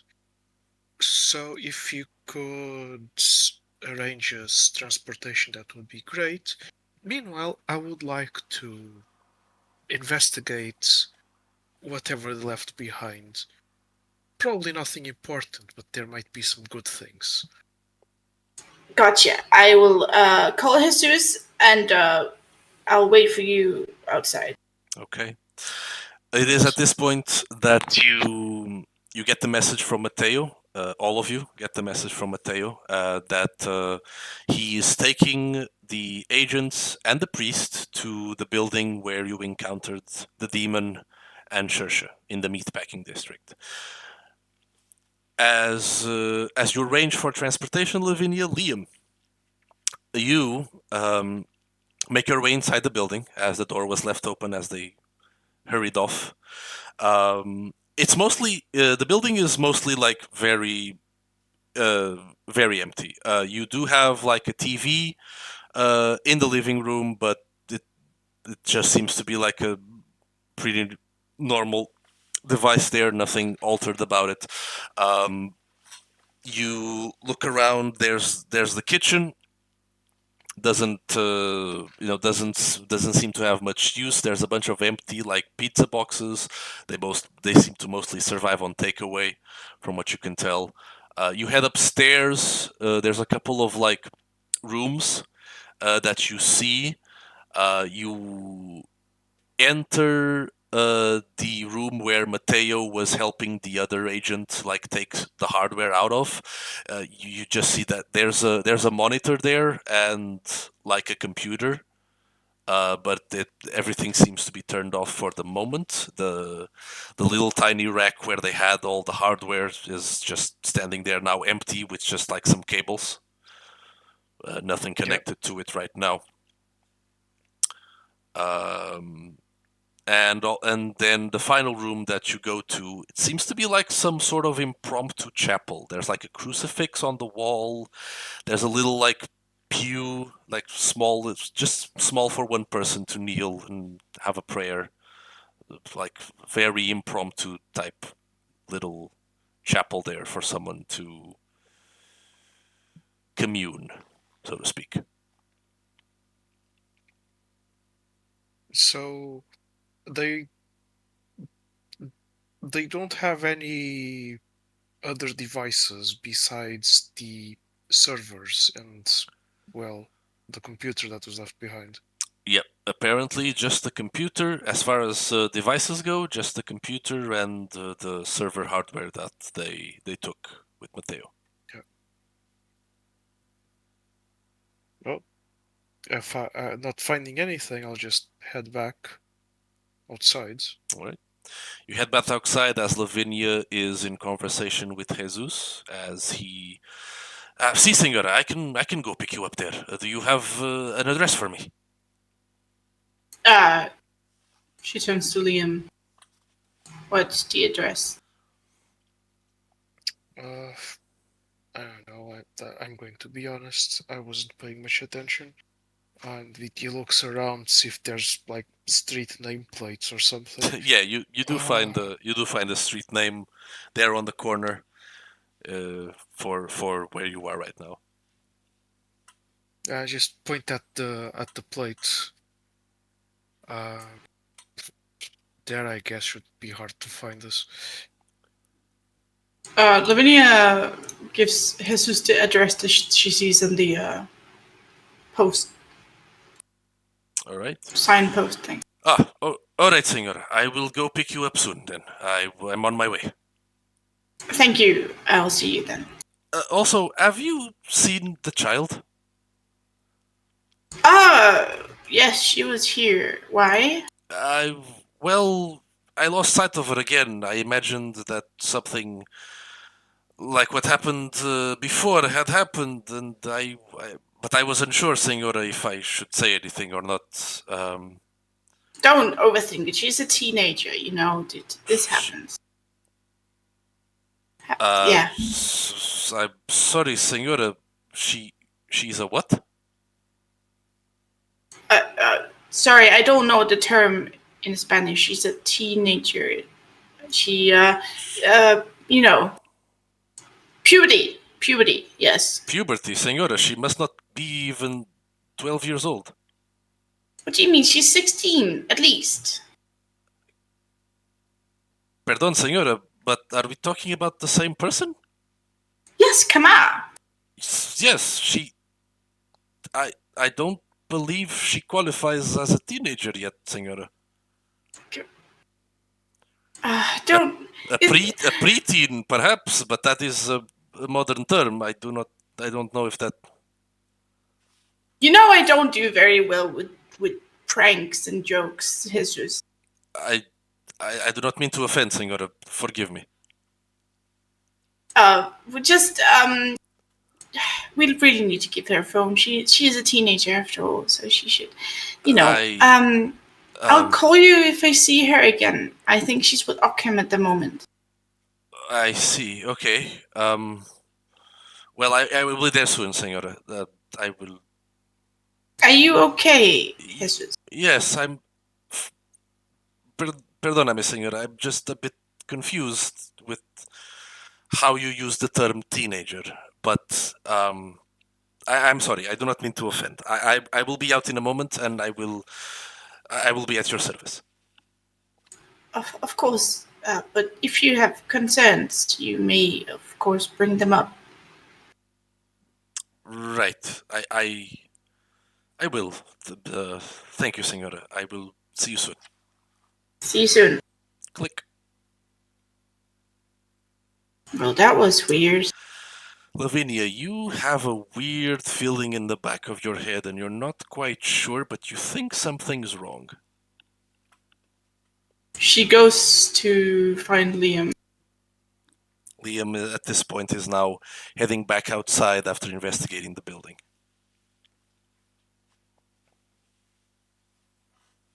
Liam, I just had a very strange conversation with Jesus. Would you not agree that Kama is a teenager? Yes. Yes. Jesus seems to think she looks like a 12-year-old. I see. Well, either he has had contact with some very exemplar children, or I think something is a bit wrong here. Liam, you get a weird feeling at the back of your mind, yes. like something's not quite right, but you're not quite sure what. It's like deja vu. It's very strange.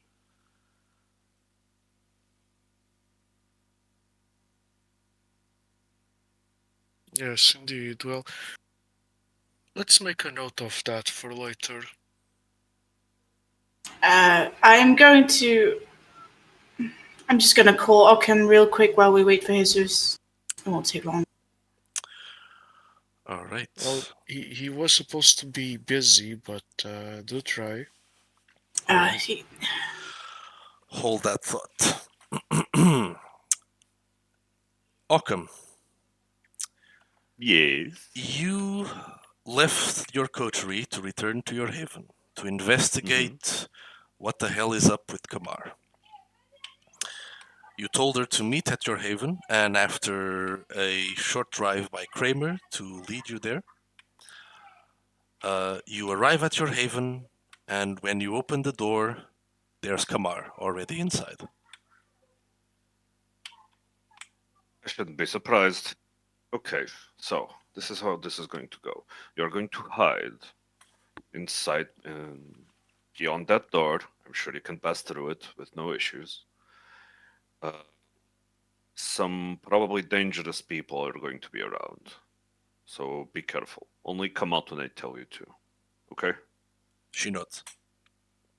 Okay, got it. And Occam picks up his phone, and he calls the number which must belong to Beatrix. Holy shit. Okay. Holy shit! Holy shit! That was unexpected. Okay. All right. Cool.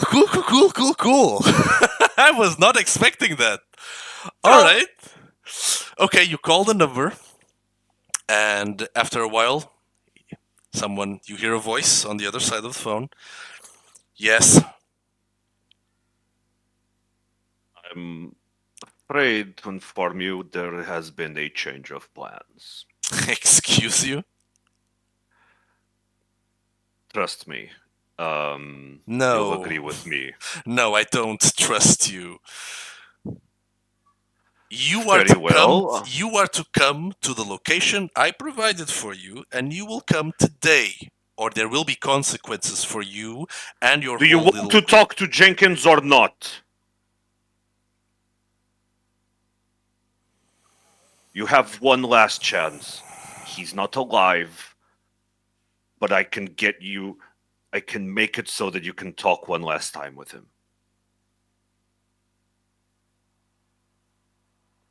There's a long pause.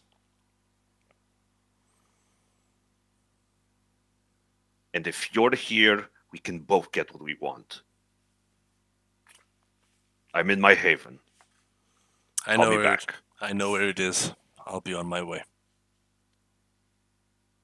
Occam hangs up. Click. Kamar looks at you, kind of worried. Yeah, I'm worried too. But Jenkins doesn't know me. He knows her. He'll talk to her. She shrugs. Yeah. One of you is going to be the death of me, you know. Either you or that crazy Sombra. She shrugs. The Book of Nod. Okay. And Occam goes into his haven and Okay. tells Kamar to follow him while he looks for the Book of Nod. Okay. And not Jenkins's, Beckett's diary. Okay. So you look for the Book of Nod. Easy enough to find, as the premier. Excuse me. As the premier source of knowledge on kindred mythology that's easy enough for you to find. You keep it in a very not obvious location, but you keep it in a nice Accessible. little accessible location. As for Beckett's diary, the one in particular that came to mind earlier was the Beckett's notes on the jihad, which was the so-called Gehenna War by the Sabbat, and the notes that he took while visiting the Middle East as it began and as he was leaving as well. As to what he found there, many of them are heavily debated upon like the most academic kindred circles. But you're able to find it. Beckett's notes on the jihad. And he's going to like open up both the books on like one of his workbenches, on one of his desks, and he's gonna pull out his phone, pull out a piece of paper, scribble down the whiteboard that he like took a photograph of, and he's going to try to connect the dots. Okay. So, searching, let's go by order here. So, first, searching the Book of Nod. You try to find references to Kamar, you try to find references to whatever ritual this might be. You don't find anything related to the ritual, but you do find many references to a woman born with a moon birthmark.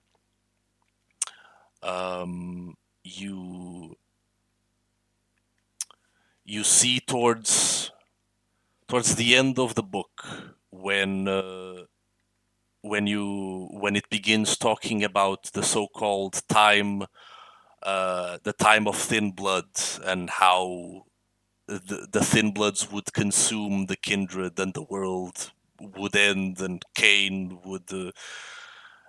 and its enemies would fight, and the world would be reborn. You do find references to a woman with the mark of the moon in one of the paragraphs towards the end. The quote goes, "When the snows consume the earth and the sun gutters like a candle in the wind, then and only then will there be born a woman, the last daughter of Eve, and in her there will be decided the fate of all. And you will not know this woman except by the mark of the moon on her, and she will face treachery, hatred, and pain, but in her is the last hope."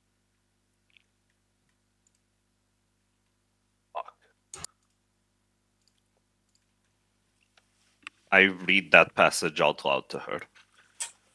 She looks at you confused. She just shrugs. Some last hope of the world you are. She shrugs again and she starts looking around like your haven, like trying to find something to keep herself busy with. She doesn't seem very interested in what you're doing right now.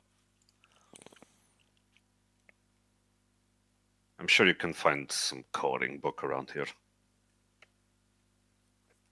She looks at you, gives you a smile, just keeps browsing. Just ask me before you want to touch something. She nods.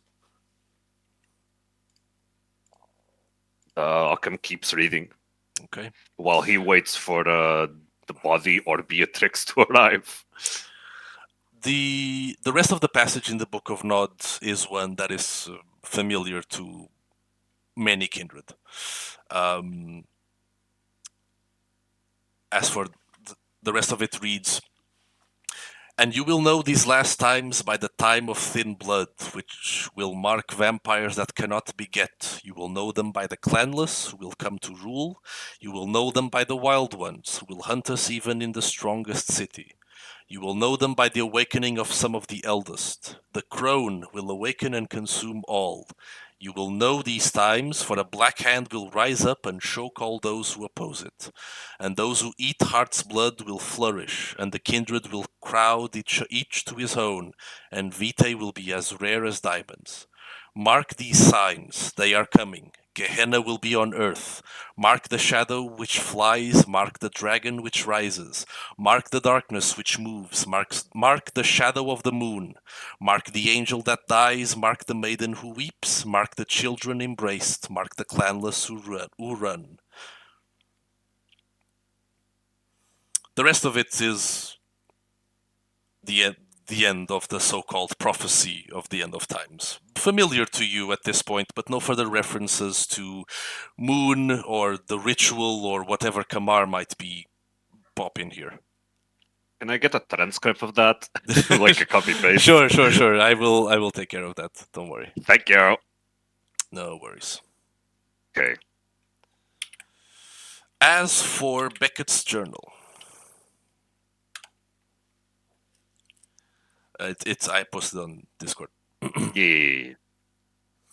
As for Beckett's journal, you find many of the same passages in the Book of Nod. Whether he transcribed them from the Book of Nod, or if whether he transcribed them from the Book of Nod, or if it's simply like he's using it as reference material, is unclear. The notes are not particularly well edited. This is where some kindred scholars believe that Beckett might not be all himself as he came back from the Middle East. You do, however, find you do, however, find some references to annotations that he made, specifically to the passages that refer to the mark of the moon and the fact that it is a woman. I need to find all of these things because I have it spread out in a lot of files here. Give me a moment.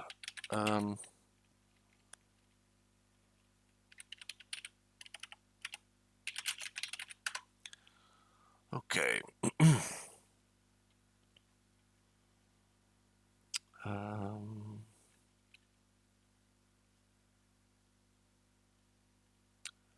Oh, where is that? I'm so sorry. I am so sorry. No worries. Let me find this. DMing is hard. DMing is hard. Okay. There we go. Just sidebar. This is all cool as fuck, by the way. I'm glad you enjoy it.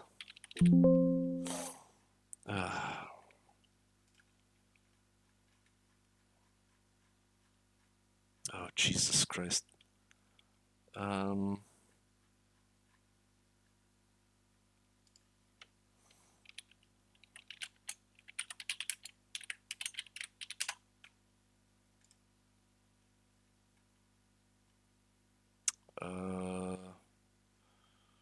Wait, please. Sorry. There we go.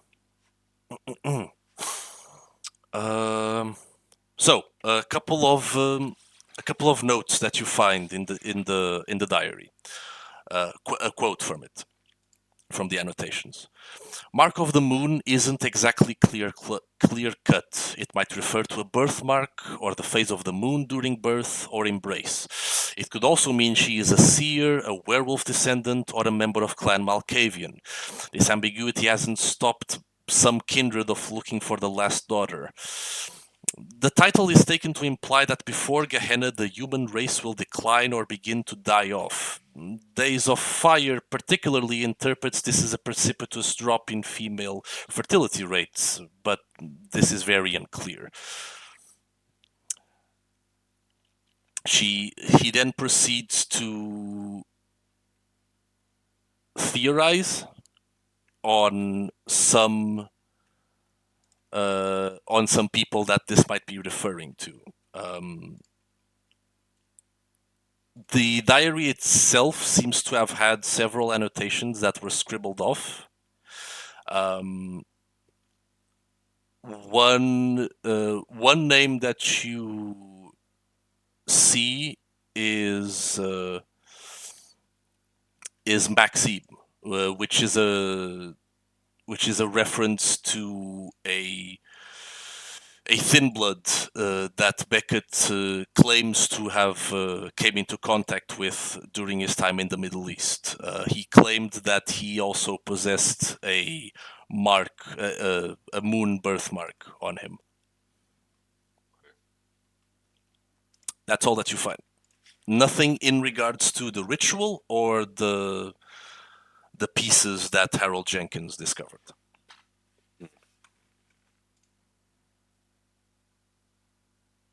Alchem looks up from his notes at Kamar. Kamar, She turns towards you. where are you from? Do you have a globe around your haven? Yeah. Okay. She walks. She sees the globe. She walks towards it. She spins it around a little bit, and she points towards like smack dab in the middle of Saudi Arabia. Did the professor bring you? She seems confused. She asks.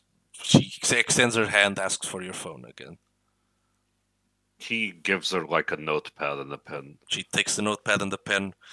She writes it down. I don't remember. What's the last thing you remember? The first thing you remember, actually. The first thing. Okay. She starts writing down.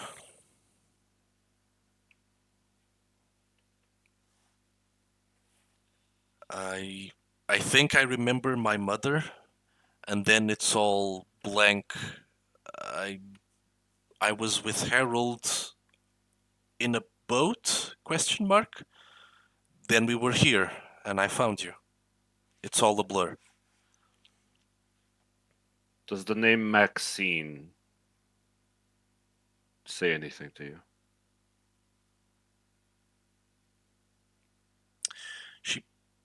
She pauses for a while, and she writes down on the notepad, I don't remember. Figured. So Alchem just reclines in his chair, crosses his arms, looks at her up and down. So you're either one big goose chase, or the only thing between all of us in oblivion. She writes down on the notebook. That's a scary thought. You're telling me. You know, any other person that gets a whiff of whatever's happening here is gonna brand us all as insane and masquerade breachers. She writes down on the notepad. What's a masquerade? That thing where you don't let normal people know you're special. She makes a gesture like, oh, yeah, okay. Yeah. So you know that disappearing act you pull? Yeah, maybe don't show that to people. She writes it down. Gotcha. Gives you a thumbs up. Yeah. Keep a low profile.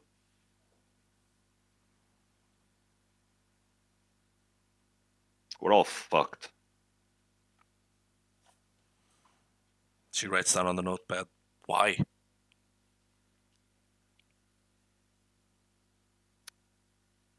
You see this book? And he holds up the Book of Nod. She looks at it. This is a book written by nutcases detailing the exact way the world is going to end. And a lot of things are starting to add up. That's bad. It might mean the rest of the book is right.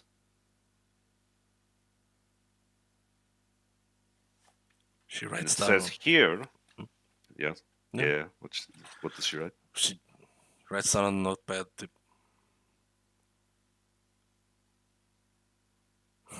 She stops writing. She rips out the page. She writes again. I think I'm here to help. Yeah. I goddamn hope so.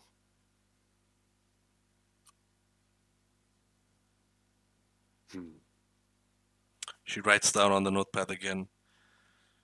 I think it makes more sense the more things you give me. Yeah, it's either gonna stop the world from ending or end it outright. And I'm not sure which. Hoping our dear professor will shed some light on it. She writes down on the notepad. Can you really talk to him? Well, I think so. Let's hope it works. For both our sakes. Because if it doesn't, I'm dead. She writes down on the notepad. I won't let her. You know what the scary part is? I kind of believe you. I don't know how, but I think I could.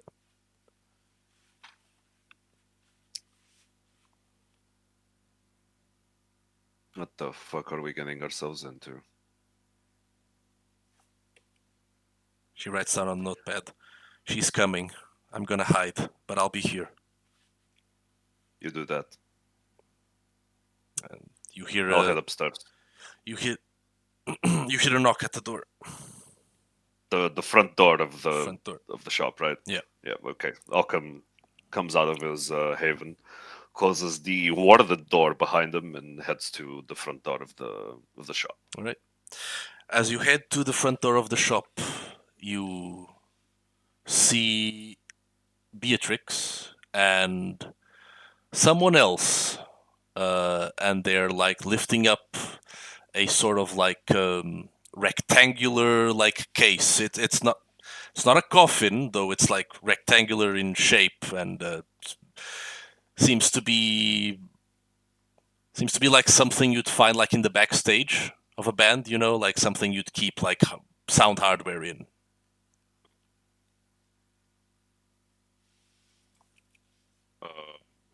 What does this person look like?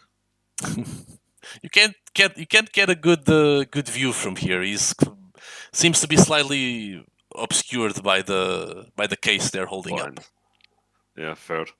Alchem heads to the front door and just opens it. All right. You open the door and Beatrix is there.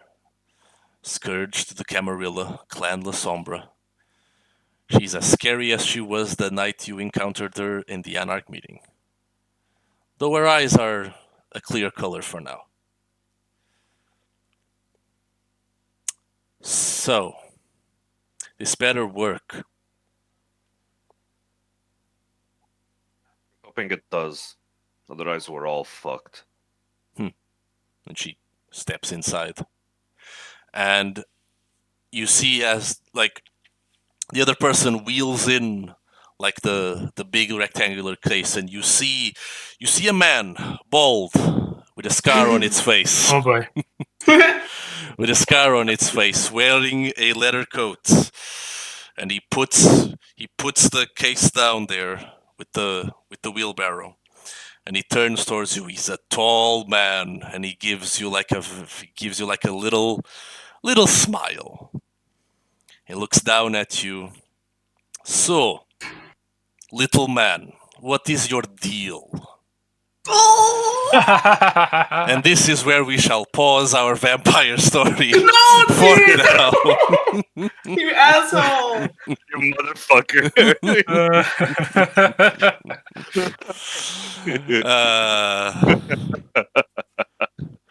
The gang's all back together.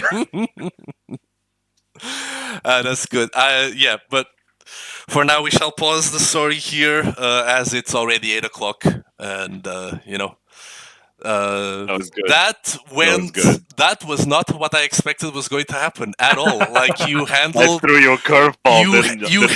you handled everything like very differently than what I was expecting. From the FBI agents to like going off into your haven to do research and calling Beatrix and all that. Like that was pretty good. Like, that was very good. It was. That was very good. The way Mateo just fucking Jedi mind tricked the fucking FBI That guys. was a critical, great. man. That was That was so amazing. good. That was so That good. was a critical, man. That was great. I just want to say that it's like I don't want to make shouting at people, "Are you stupid?" to solve situations. Like I don't want this to become a trend. But it did. But, you know, It's working. It's working. It's working so If far. it's working, bro. I can't even believe it. Yeah, poor Lavinia could not feed how she intended, though. Like that, you know. The dice decide, you know. Grieving widows are harder to come by than like kinky goth people. Kinky BDSM goth people. Yeah. Yeah. Yeah, there's Maybe- like there are places filled with those. Yeah. Yeah, like Maybe- bespoke places for them to gather in. Maybe Occam, you know, could take Lavinia to the BDSM club, and she could just Oh my find God. someone. She could just Oh find my someone. God. She could just find someone who got like kicked out from their polycule or whatever the fuck. Like, you know, just and you know, Oh it's my a grieving widow. Technically, I don't know how does that work. It's so Kind funny. of. It's so funny. It's so funny. Lavinia would die Uh, as soon as she stepped in there. That was great. That was great. I hope you all had a lot of fun. Did you all had a lot of fun? I hope did. so. We Yeah. did. We did. That was fun. That was nice. Yeah, and yeah, next session we have a Vlad with us. We'll see how long he stays for the scene, but there's a lot happening. So Mateo and Victor are taking some FBI agents to the middle of nowhere. Lavinia and Liam are heading there. We'll see how Also, that goes. listen. So you see how my power only lasts for that scene. So just like I'm leaving and just stash the shotgun. Yeah, back stash in a the shotgun trash. again. Yeah, exactly. Because you can't keep it. Yeah, you can't keep the gun. That's the funny part about the fucking power. Because you can get a high-powered sniper rifle if you roll 4 successes, but you can't keep it. It's so You stupid. gotta dump You know, it. gotta dump it. eventually, if you keep doing that in front of Victor, he's just going to start randomly checking trash cans to see if he can find guns. Yes. That's so fucking funny. Oh, that's good. And you know what's really funny? He might start finding them. Yeah. Yeah, Yeah, maybe. You know what? If it goes that stupid, I might allow him to roll for Arsenal as well. Like, you know, because So funny. Amazing. That's so, hilarious. stashed around everywhere in New York City is like a bunch of guns that this serial killer sociopath left around the city. Bro, being a stockbroker pays like it makes bank, bro. Like the amount of guns this motherfucker can stash everywhere. Like slaps the top of a trash can. Do you know how many fucking shotguns this baby can hold? Oh my god, it's great. It's great. That was So good. amazing, guys. Thank you so much for thank you everyone for like playing this with. I know this was. I loved it. I'm really happy right now. That was a great session. That was a good. great That was session. really It good. was. It was. Lots of progress here. Like, it was good. Thank you, Powerhead. Oh, thank Thank you. you, Power. Thank you all. You are wonderful players. And thank you all for watching, our wonderful friends and whoever just happened to see whatever the fuck was happening in the VTM category on Twitch. We hope you've enjoyed, if you've stayed for watching. As we're pausing our story right now, next session, I was either thinking on the 3rd of August, or if not, then only the 17th, because it is my birthday on the 8th, and I want to have like a weekend to do some fun stuff. So We'll figure it out. We'll figure it out. Yeah. We'll figure it out. But yeah, if not the 3rd, then definitely only like after on the 17th. But we'll see. We'll see how that goes. I will keep you all posted, and we'll see you for next session, our 6th session. We're doing good progress. bye bye, everyone. Thank you for watching. Bye. Bye. Bye. Bye.